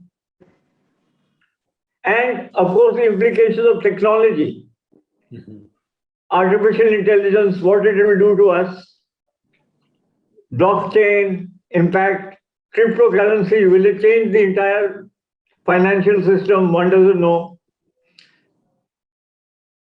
Internet has changed us in the last 20 years. What will 5G do, 6G do, 7G do? I have no idea. And I think new ways of doing business, new processes, new ways of communication, influencing. The world is going to change much faster in all these areas than it has in the past. And as companies, as an industry, as a government, we simply have to be much more agile and adaptive. We can't blame these events. These events are going to occur. We're going to learn how to cope with them and come out on top in spite of them. No excuses.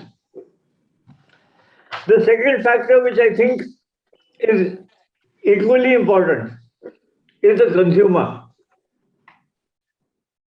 I think the consumer is changing at a phenomenal rate. And the COVID pandemic has only enhanced that. Whether it's increase in e-business, going digital all across, will brands last or will they stay? People are looking for more value. They only pay more if they get clear-cut value today. They're willing to take risks. And the pandemic, I think, has had a peculiar impact across different sections of society. How have the poor reacted? How have the rich reacted? How have the middle class reacted? The rural, small town, urban, all have reacted differently.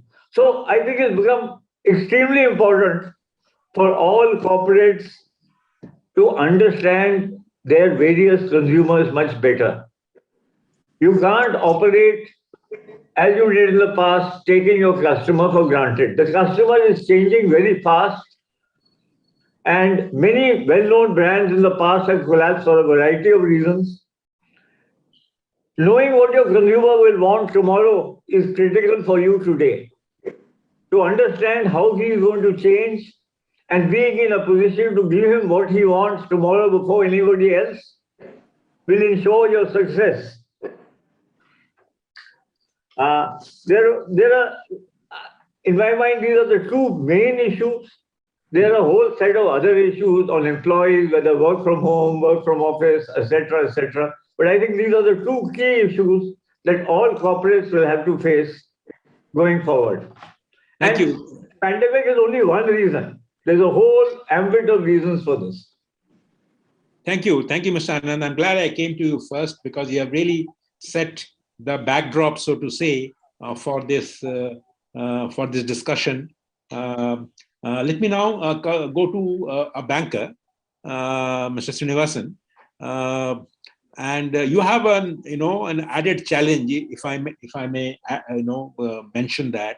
A lot of people believe that traditional banks are dead. The fin technology has grown so rapidly that traditional banks either become a fintech company or they have no reason to exist for themselves. And in the COVID times, probably that pace has got even faster. Now, would you like to respond to this? What will be your challenges as a banker in a post-pandemic situation? Thank you. And yes, Mr. Gill, Mr. Anand wonderfully spoke about the sort of the economy and the way forward, the challenges. I don't think there's much to add to that, but your question on digital, fintech, the demise of banks, I think we shouldn't strike the obituary too soon. It's probably, I know we have a technology specialist in Mr. Vijay Kumar there, so probably he'll have a much deeper view on this. But I think the whole ecosystem is actually converging.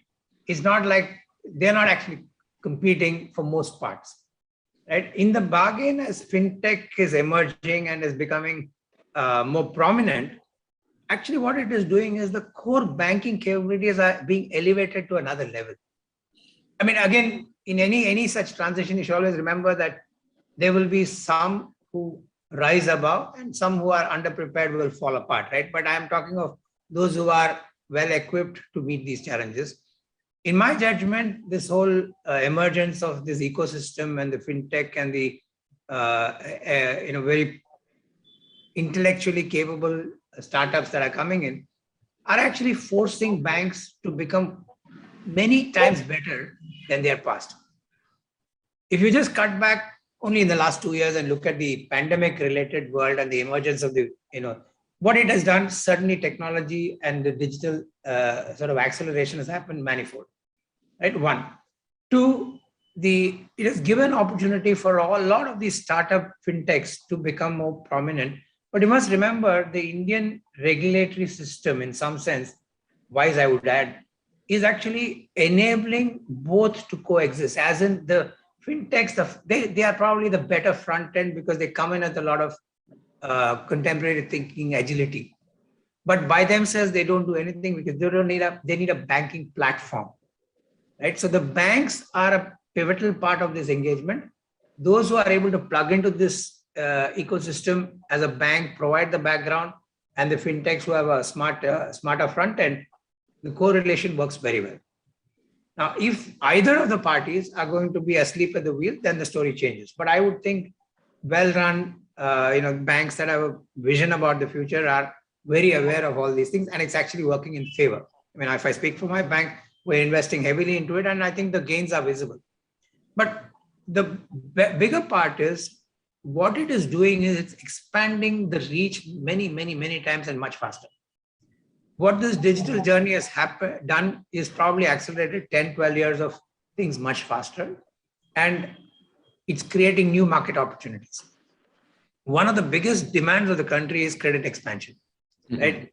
If you take any measure, we've underpenetrated as a country, as credit as a percentage of GDP against many other larger economies. Now, how does credit grow is you need to bring many more people into the fold. The unorganized sector has to move into the organized sector. No better force than a banking system. No better way and transparency and speed than using technology. No better way than reaching many, many, many far and distant corners of the country and segments that are underbanked, unbanked, and unaware. So to my mind, all that is going on right now is actually a big fillip to the system. Yes, there will always be some parts which look like a challenge and a competition, and somebody will eat away somebody's business. You go back what Bill Gates said 20, 25 years back in Road Ahead. banks may not exist, but banking will, right? The physical infrastructure may look, feel, we should not get too fussed about. But you need banking. You need the construct of banking. And the format may change, and who's to say 5 years, 10 years from now, something else will change. But I think my submission is that this ecosystem is evolving and at a rapid pace, but all for the greater good. Banks are acutely aware of this and are finding the best mechanics to work together. And yeah, some places will compete, some places will collaborate. And I think that's a very wise business model which helps everybody in the ecosystem. But I think we shouldn't get swayed by this, sort of headlines, banking will disappear, fintechs will eat up. I think these are all just sensationalism at a point in time. That's my judgment. And I think the regulatory architecture in the country is today making it very clear who has what role and is only enabling at this point in time. And, since you asked about the challenges and the way forward, banks, one challenge other than technology and credit expansion is there is an underlying change in both employee perception of banks and how do you get this whole gig economy into the banking system? Because banks like structured, disciplined, track record based work. The new caste of working force in the country are emerging as people who are happy to do 6 months of work and 6 months of no work. Suddenly you don't have track record. So you have to figure out how the new generation of credit, new generation of expansion of business in the next 5, 10, 7 years is going to be for people who are adopting to a very different lifestyle. How do banks evaluate their credit? And that again is going to be enabled by technology, by not looking at structured data, by looking at unstructured data, looking at their lifestyle choices and reading much more than just what is visible on a sheet of paper. So I think the period ahead, and I'm not saying just post-pandemic, I think the period ahead is now clearly cut out in terms of how we use data, how we read beyond just what is visible, how technology is sort of enabling this whole expansion capability, how new to credit is coming in, how do you test new to credit and keep scaling up as their need increases. So this is going to be a very phase 2 or wave 2 or version 2, very differently from how traditionally we've been doing for even in the very recent past. We've all, if you take 2010 and 20, one would argue the last 10 years will be very different, but I would argue the next 10 would be quite different from what we've done in the last 10. And how do we prepare ourselves for that? How do we engage institutions? How do we get our workforce to reconfigure their minds to believe that we can win in this new environment, not get phased out, and present ourselves very prominently is going to be the next set of challenges for, I think, the industry, but to my mind, very exciting. So it may not be annus horribilis, but it may be annus mirabilis. I would think it will be annus mirabilis. Yes, it is. Exactly. I cannot let a banker go and I will be killed for not asking this question. And there are actually two supplementaries. One, Mr. Anand talked about the change in the customers.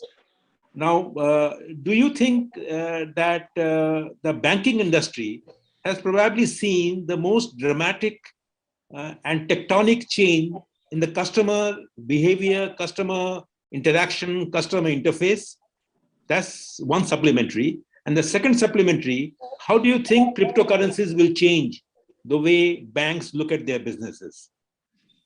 Well, the second part I'll answer differently, but the first part, this is the new bank, right? Okay. If I told you in 2010, 15 that you could do everything on this device, you wouldn't have quite believed it. But now banks have adapted themselves to this. This is how customers engage a larger part of this. I would argue people on this screen, many of us may not have visited a branch for a long, long time. That's right. Yeah. That doesn't mean you haven't done your banking, right? So I think banks have a very, very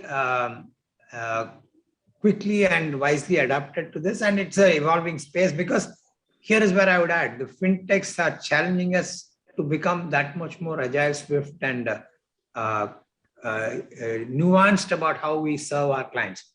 So I think banks are adapting to it, and of course it varies by bank to bank. On crypto, I must add, I'm not the master at it, but I would add that we must believe crypto as a currency and crypto as a technology as a currency, I don't see it becoming a fiat currency in a country like India for many parts of the world in a hurry, right? So will crypto as a technology and as a crypto as a commodity class become prominent? I would think yes. If it's not already, it will become much more prominent 2, 3, 5 years out. As a currency, as a fiat currency, will it replace the current currency? My guess is not. All to read the tea leaves, all the messages that come either from regulators or from government point to the fact that it will be some kind of enablers will come, but certainly not as a substitution. It's not like current currency will disappear and that will be the new fiat currency. So if that's the view, one would believe that the technology and as an alternate investment class, I'm sure it will emerge. And I would think we're already seeing some signs of it, but it will only be accelerate itself in the coming years. But to believe that it will be the new, no regulator would want to see, or no country would want to see, night it is 64 rupees to the dollar, and in the morning it's 145 rupees to the dollar. I don't think anybody would want. I mean, your bank balance, you wouldn't want to see swing. Of course, if it's positive, you would love to see that swing, but you wouldn't want to see our 100 lakh rupees becoming 40 lakh rupees overnight, right? So that's not going to happen in my judgment. And therefore, yes, crypto and it's the underlying technology adoption, crypto as a commodity class, I think yes, but beyond that, in my judgment, it's not going to be it's not going to become the new currency. But jury is out. Thank you, Mr. Srinivasan, for this very frank assessment of the situation. Let me now turn to Mr. Vijay Kumar. Although Mr. Srinivasan did not specify as much, but I think you are the culprit, in a sense that you are the technology man, and you have caused this major sort of, turmoil in the entire industry with technology, and it is not just the banking. So how does a technology company look at the post-COVID situation? Because the technology companies, what we understood from the developments in the last few months, have actually gained during the COVID scenario. Now that the COVID is going away, hopefully, how does the technology sector look at a post-COVID economic scenario, and are there new opportunities, or are there old opportunities to be reinvented or reimagined? Mr. Vijay Kumar.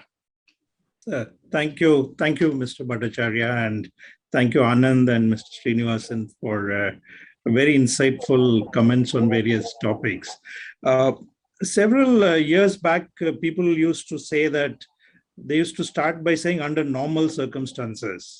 Then after a few years, they said new normal, right? And then they said next normal. Now, I mean, each of this denoted a significant shift in the landscape.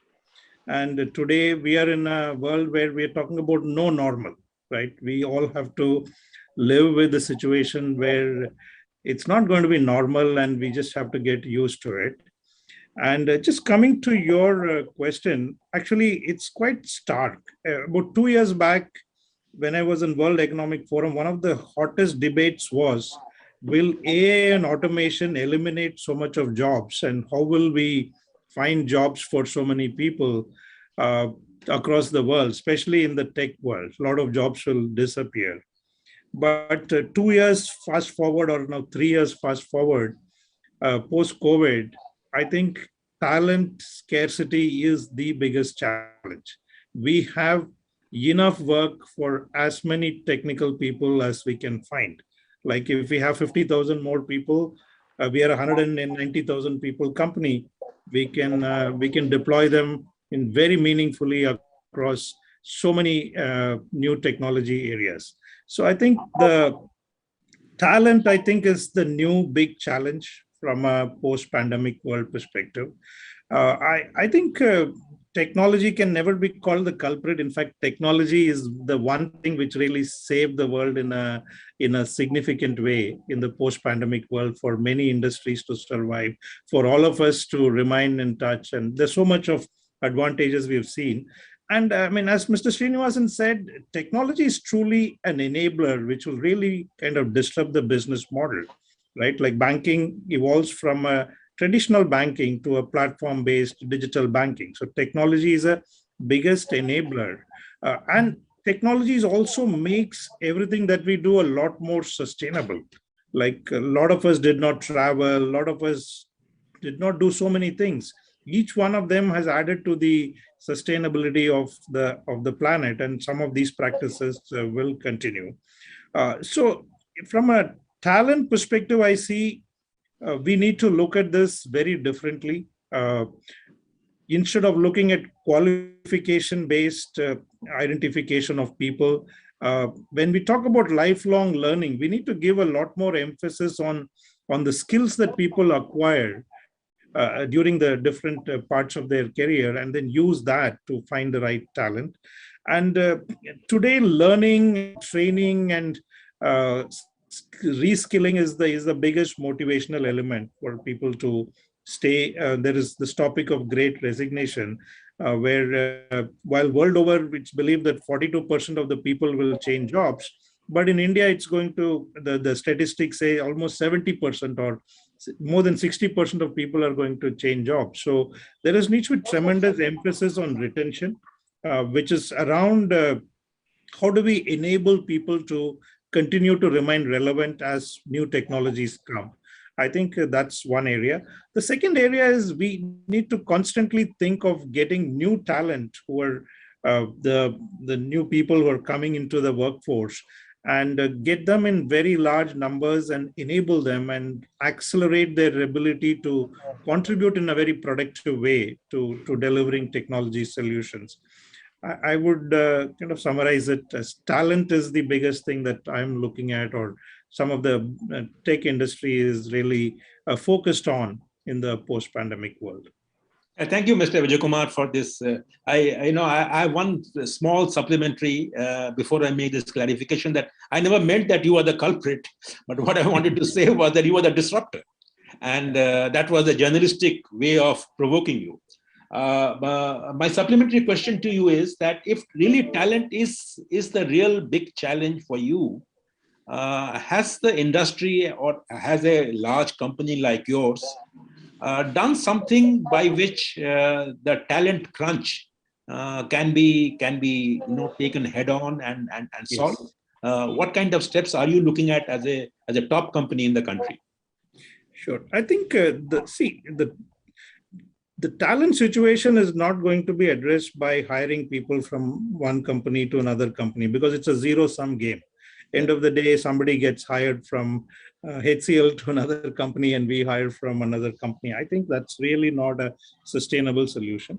We have looked at it much more fundamentally to onboard a very large number of fresh engineers. In fact, we've even evolved a program called TechBees, where we are onboarding people after their 12th standard and enabling them to get trained on several technology work, while also pursuing a full-time graduation program. So I think we're really focused on how to bring net new talent into the industry at scale. I think that's a big agenda for us. The second big agenda is we have, 190,000 people. How do we constantly retrain them and keep them up to speed on the new technologies? I think these are the two things that we are looking at. Maybe the third dimension is we are looking at talent. While India has been the biggest talent base, we are looking at all other countries to tap into the talent to kind of service the demand that we are seeing globally. Thank you, Mr. Vijaykumar. I think it's the tasks are really formidable as far as your company and technology sector companies are concerned. Now, let me turn to Mr. Bhola, who represents Whirlpool, a consumer goods company. Quite apart from trying to understand your concerns about the challenges that lie ahead in a post-pandemic world, my specific question to you would be that we are slightly confused when we look at the macroeconomic data. When we look at the private consumption data, we find that consumption is still very tepid. When you look at the index of industrial production data, you realize that the consumer durable sector is not doing too well. And you are a leading company in this sector. What would be your take on what is really happening to consumer demand and what is really happening to consumer durable sector per se in a time when the economy is recovering? As Dr. Debra pointed out, there is a mirror image that you are seeing right now in the economy. So how do you see this entire scenario? If you can share your wisdom on this with our audience. Absolutely. Thanks, Mr. Bhattacharya. So look, there are lots of numbers which are floating around right now. And depending on who looks at what number and compares it with what base, you could get very, very different kind of, read into what is happening. If I was to talk about consumer durables as a sector, one of the things which we have observed, and it's a very fundamental shift which has happened in terms of consumer behavior, is as people have spent more time at home, clearly their relationship with the home has changed very, very fundamentally. People who have spent now months with their families, cocooned inside the house, what they used to consider basic necessities or luxuries, I think has interchanged. Our industry traditionally used to be called discretionary purchase. But what a lot of people realized during the pandemic, after the pandemic, is it's actually a basic necessity. There is no way you can have your refrigerator failing you if you're not going to have the opportunity to go and buy vegetables for a week or 2 weeks. The work from home culture also means there are home offices set up, which mean that there are multiple air conditioners in rooms which never needed to have air conditioners, because you would obviously spend a lot of time in your office. So again, without going into which number to look at, whether it is the manufacturing number or the consumption number, fundamentally, I think there has been a marked change in terms of the way people are looking at consumer durables. Now, as we look at, and there have been two parts to the recovery. If we go back to 2020, after things opened up, there was a huge amount of pent-up demand which came to our industry. And that happened because clearly there was no opportunity to buy for almost 2 to 2.5 months when everything was shut down. So what we saw last year was true pent-up demand where consumers came back, and the ones who could not buy came and bought. This year, on the other hand, it's been a slightly different story where buying actually happened through the time we had a much worse wave versus last year. So versus 2020, 2021, the pandemic itself was much worse, but actually people had the opportunity to buy. And therefore, as people have come out of the pandemic, I think they're also a bit more cautious around spending. What we're clearly seeing is there are two distinct kind of consumers emerging. One who are being a bit more cautious, and that's happening at the entry level. And then there are the ones who are actually going out there and splurging even more than what they would have in an ordinary circumstance. So if we look at our mid and premium range, we're actually running out of stock. We're not able to provide enough supplies to what the demand is. So yeah, I think that's the way I think the industry's responded to what's happened in the short term. As I said, it's very difficult to have a read because the comparators are so off that depending on which number you look at, it could be a very different story. Going forward, in the medium term, I see no reason why, especially our industry, should not come back very, very strongly. The two big levers for growth for us are A, the penetration opportunity. Even today, if you look at household penetration for appliances, it is super low. So for something like a washing machine, the penetration is only 12%. For refrigerators, which one would assume has now become a necessity, it is only 30%. And therefore, that driver won't go away. And therefore, I think, in the short to medium term, I expect demand to come back quite strongly. I think at this point in time, people would be a bit cautious around this. but both because of the time which they've spent at home, the way they view consumer durables and the penetration opportunity, that piece of the driver is going to be a big one. The second big driver for our industry is, of course, replacement demand. And again, if we look at the curve of penetration build-up over the last 8 to 9 years, there are a whole host of people who are now going to replace their appliances. And that then has a multiplier effect on top of penetration, which also starts to come in the next 3 to 5 years. So that's the way I would look at, how it's going to go forward. Has the Mr. Bhola, just one supplementary, has the family structure change in India has been a constant factor and a trigger for growth in your segment, in a sense that families becoming more nuclear, the breakdown of the joint family system, particularly in rural India, has that been a constant factor of pushing growth in your area?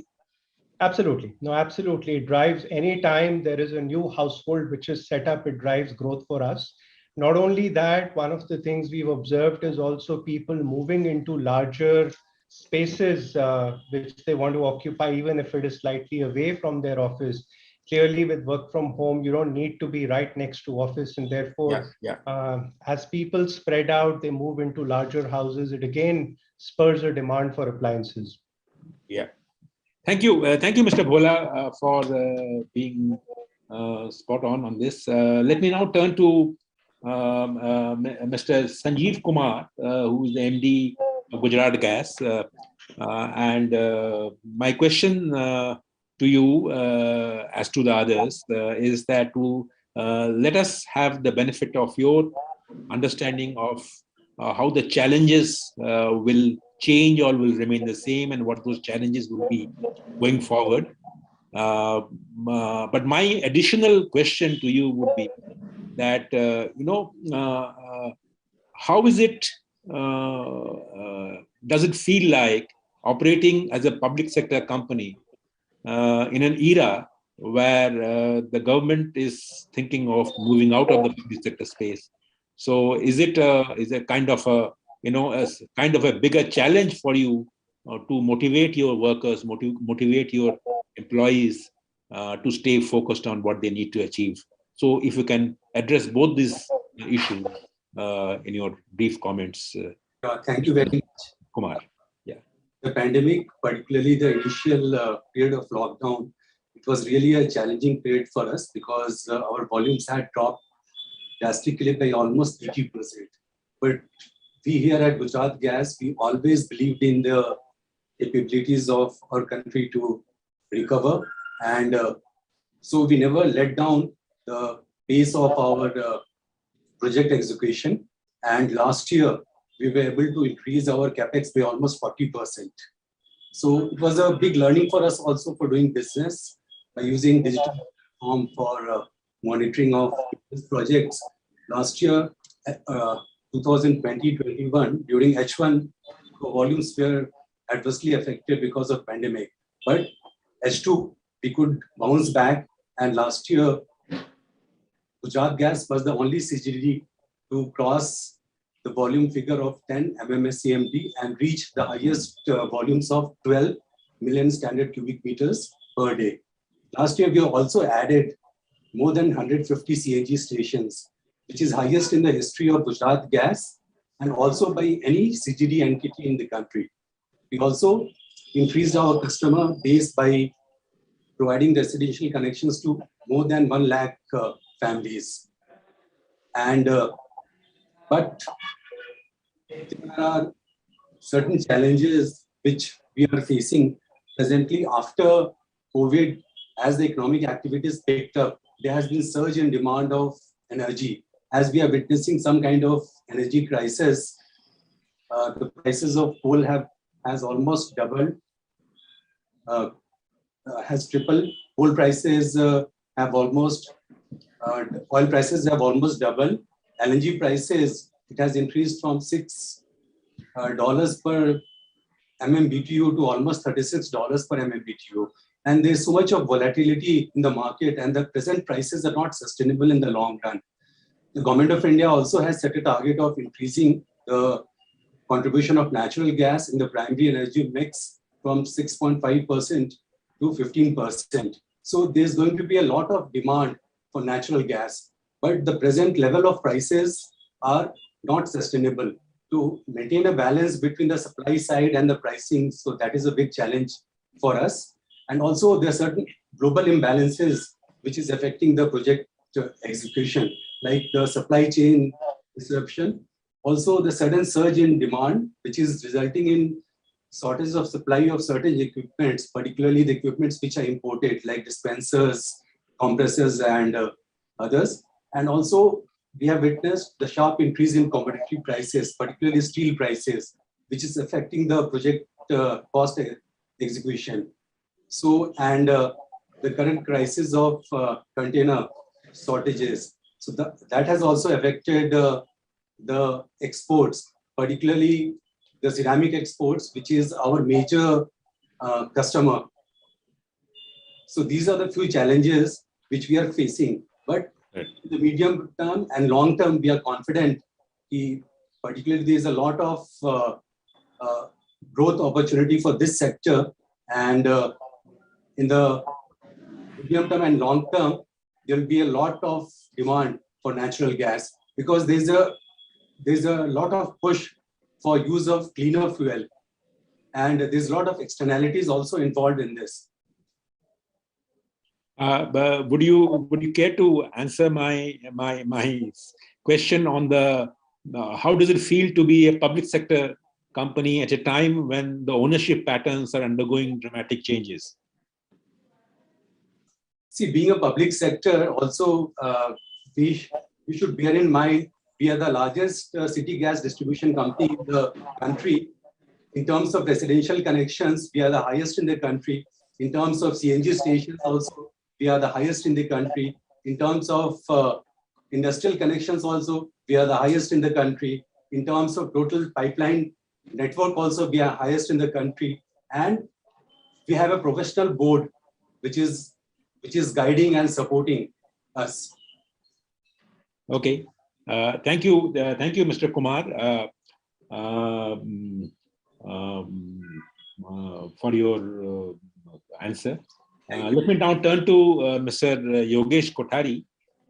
He represents a small and medium company, and I would like to ask him about what kind of specific challenges, because if there is one sector which has been hit hard by the pandemic, it is the SME sector. And how does Mr. Kothari see the future ahead? And if there are any other challenges that he faces, if you can kindly share that with us, Mr. Kothari. Yeah, first of all, we are in a sector which is manufacturing of chemicals, and type of chemicals we make are chemicals made on continuous type of plants. The pandemic really got us into a situation where all our systems became much more active, and our personnel, they really did the job extremely well. We had issues because some people were not able to come during the pandemic, during the first phase especially. Later on also, there were issues. Our projects also were affected because of not having the people at time. Plus, like it was mentioned earlier, the material costs went up also, steel prices and other things. So this has affected us to some extent, but our suppliers, our customers, plus ourselves, all of us have done reasonably well, and we hope that we'll do so. We're going ahead with some of our projects which we had planned, and I'm glad that our team, especially Alkyl team, has done extremely well in going across this situation. But you are right that some people have been affected, but somehow we were affected, but not that badly. So that's my. Okay, thank you, Mr. Kothari. Just a quick supplementary to what you said. Dr. Debroy, our chief guest, also talked about urban labor, urban labor is still under stress. And at the same time, we also keep hearing that how the migrant labor, which left many factories, small units, they went to the villages, but they are yet to come back to their old places of work. And now, as a person who's representing this SME sector, what is your assessment of the kind of problems or the stress that the urban labor is facing, and what do you think is the status with regard to the migrant labor? Have they not yet come back, or where are they, or they are still part of the rural economy where they are taking, they are using the rural various job program and benefits? So your assessment on that?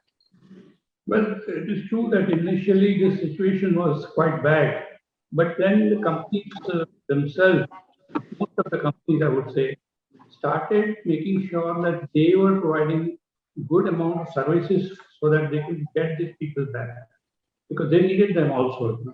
So this has happened in an organized areas.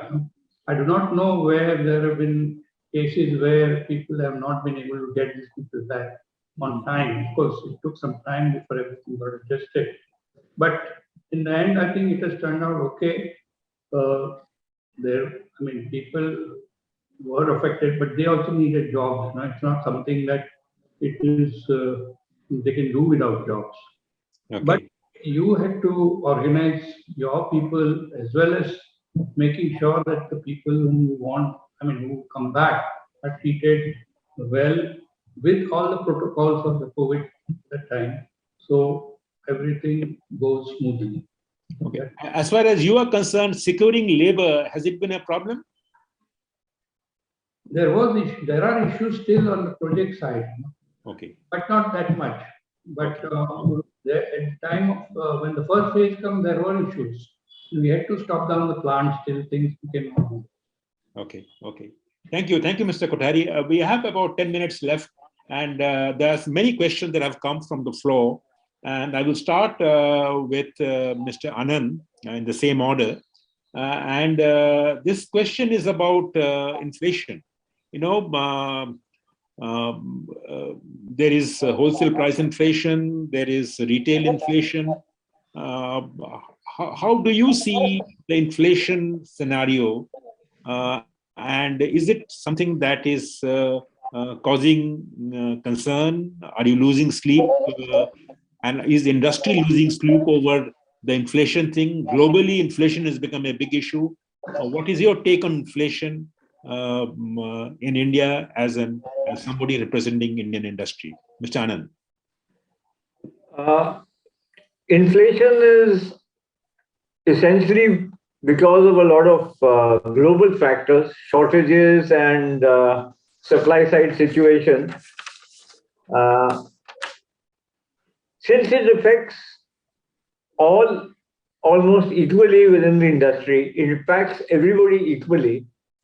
Per se, it shouldn't make a difference if in the medium term growth continues. Mm-hmm. If demand continues and growth continues, inflation is absorbed. Mm-hmm. The problem occurs if for any reason demand is not there and there's excess production capacity and people want to sell whatever they have, then inflation hurts. It hurts the seller.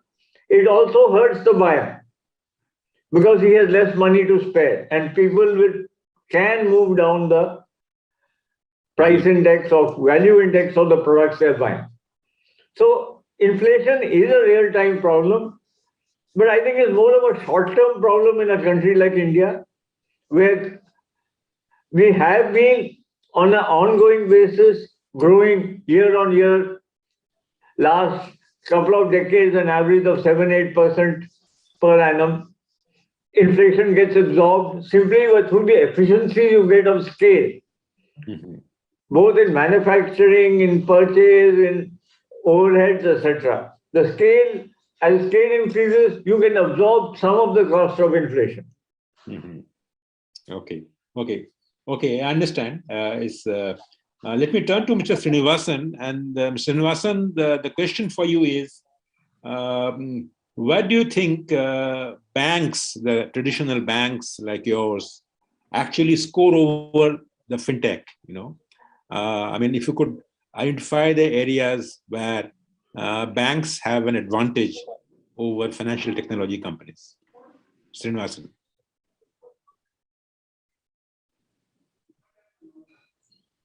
Now, this question comes back in one form or the other, right? The eternal discussion around banks and fintech. I am not going to get dragged into it and say it's this or that. I'm going to suggest that it is both. It's an and game, not an or game. But where do banks score? I think the fundamental thing which I mentioned, firstly, you have to understand the Indian banking regulating system is banks are the clearinghouse. Your money cannot move without an infrastructure called a bank. Right? So I would say that banks who are the owners of that architecture understand that architecture best. Right? What passes through that architecture are the, how traffic comes in based on what arrangements you have with fintechs. And fintechs, I keep arguing, are great front end who are discovering better, swifter, nimbler ways of getting customer convenience. Now, where banks score is the core understanding of that architecture. Right? Where banks can be smart is who you partner with to make sure that your architecture is leveraged better.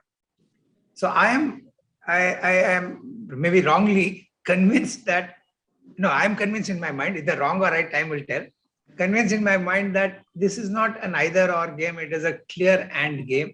And those who partner better will win this game. Right?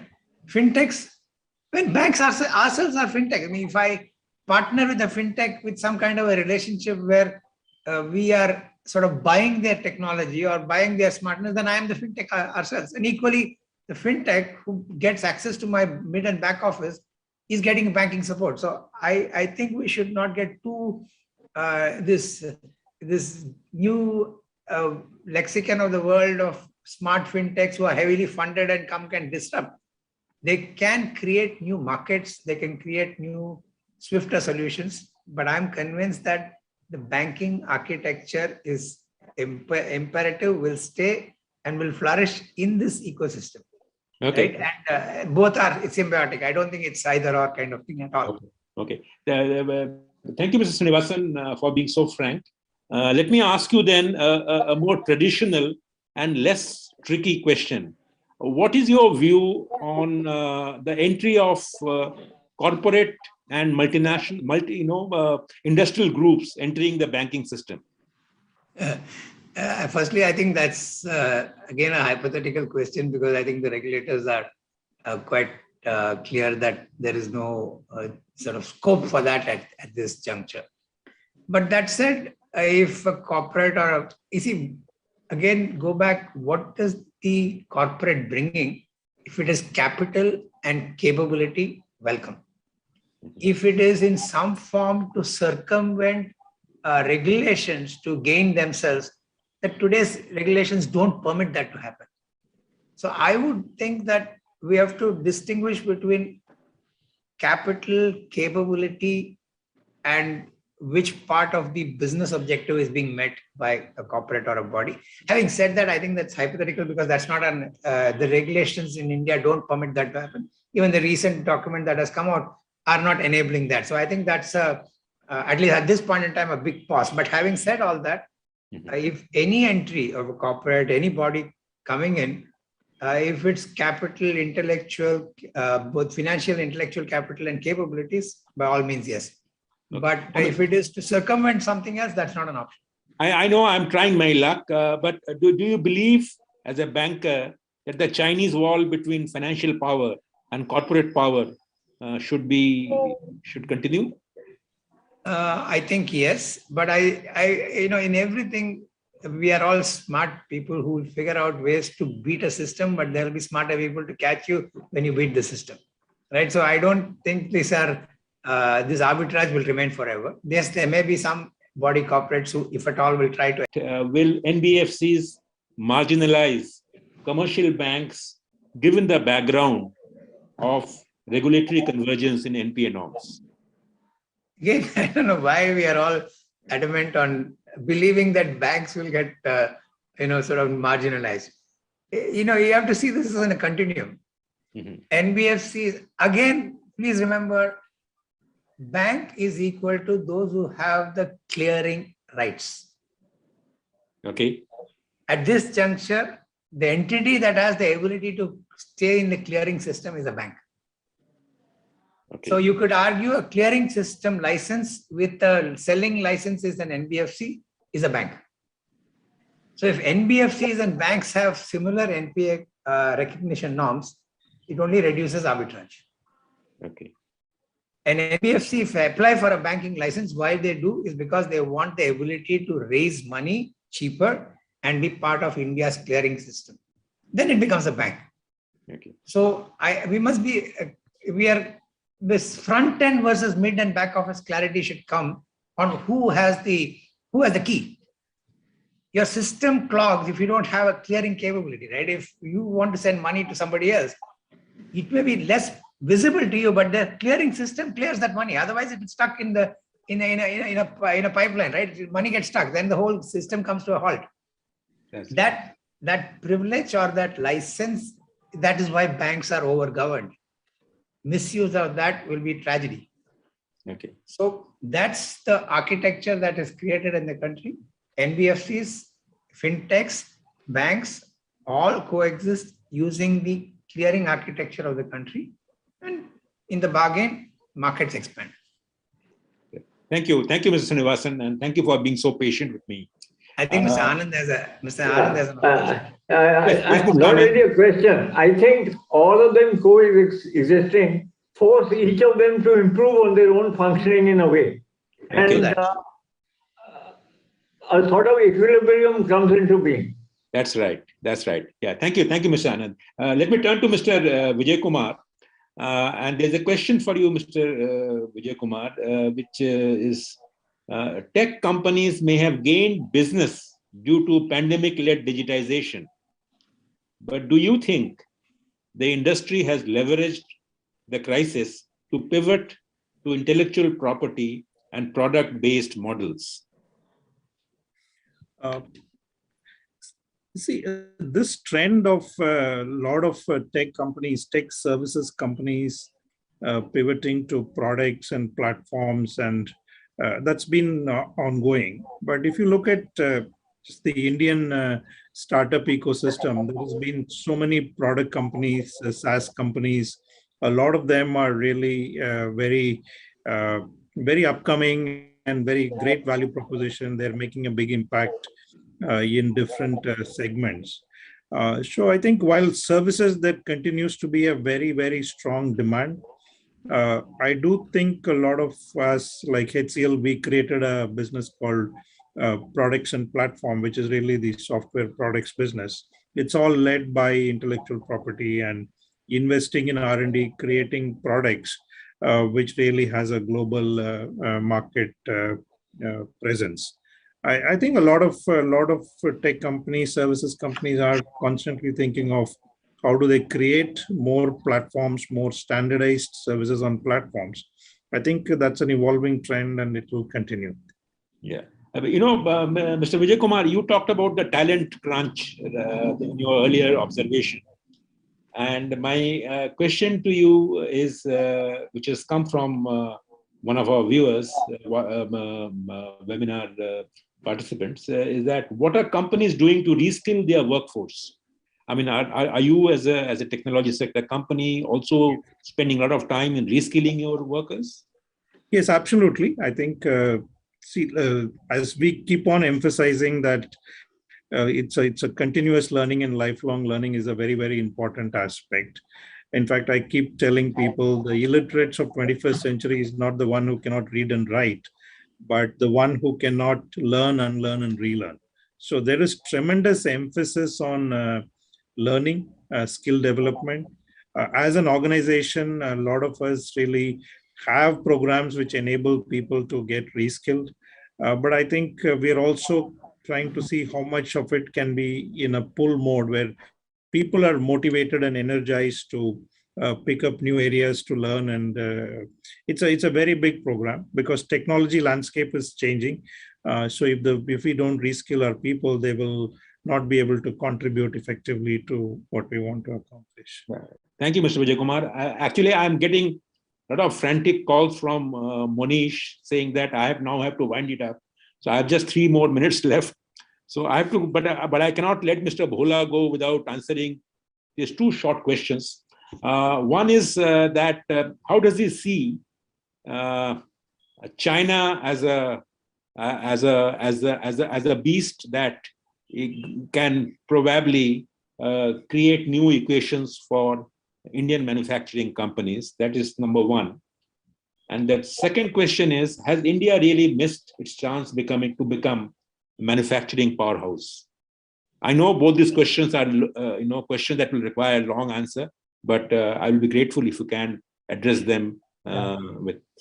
Look, I'll try and keep it short. I think one of the challenges which everybody has faced is global supply chains and the agility therefore required in the face of any disruptions which happen in global supply chain. Now, if we look at something like a chip shortage which is impacting our industry big time, it started with something very, very small, but it has snowballed into a crisis which is impacting multiple industries across the world. And therefore, whether it is a geopolitical opportunity arising out of China or the fact that, anyways, you would want to look at multiple options for sourcing presents a huge opportunity for India. I think, even if this had not happened, it was an opportunity. Now it just gets accelerated into something we as a country have got a huge, huge opportunity to build a alternate supplier base in as a country. Okay. Thank you. Thank you, Mr. Bhola, for answering this question and giving us a broad sense of both the issues about China as well as India being a manufacturing house. I think to have a panel of this nature is a rare privilege. Mr. Anand, Mr. Srinivasan, Mr. Vijay Kumar, Mr. Bhola, Mr. Kumar, Mr. Kothari, thank you very much for being so patient with us and answering all the questions of our viewers. It's difficult to sum up a rich discussion like this in a few sentences. But I think the message that comes through very clear is that the days ahead, as India recovers from the pandemic, life for a C-suite occupant will not be uninteresting. On the contrary, it will be very, very exciting. And we will look forward to scripting that story and reporting that story on the pages of Business Standard in the coming months. With these words, I will return the floor to Monish. They're all yours. Thank you, Mr. Bhattacharya. Congratulations to the winners again. And thank you for being here today. Thank you to our chief guest too. Thank you for all the insights. Thanks to our partner, LIC. And thank you, dear audience, for joining us. That brings us to the end of Business Standard Awards, celebrating excellence. Have a great evening. Goodbye. Thank you. Thank you. Thank you, everyone. Thank you. Thanks, everyone.